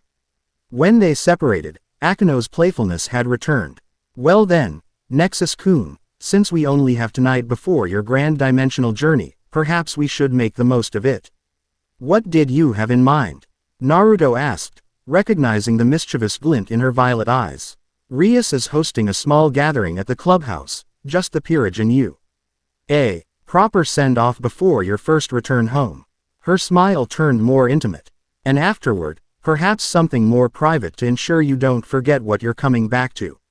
Naruto felt warm rise in his cheeks even as he returned her smile. As if I could ever forget. They rose together, cherry blossoms swirling around them in the spring breeze as they walked hand in hand toward the old school building. Above them, invisible to ordinary perception but clear to Naruto's enhanced senses, the dimensional pathways pulsed with steady light, connections forged through crisis, maintained through will.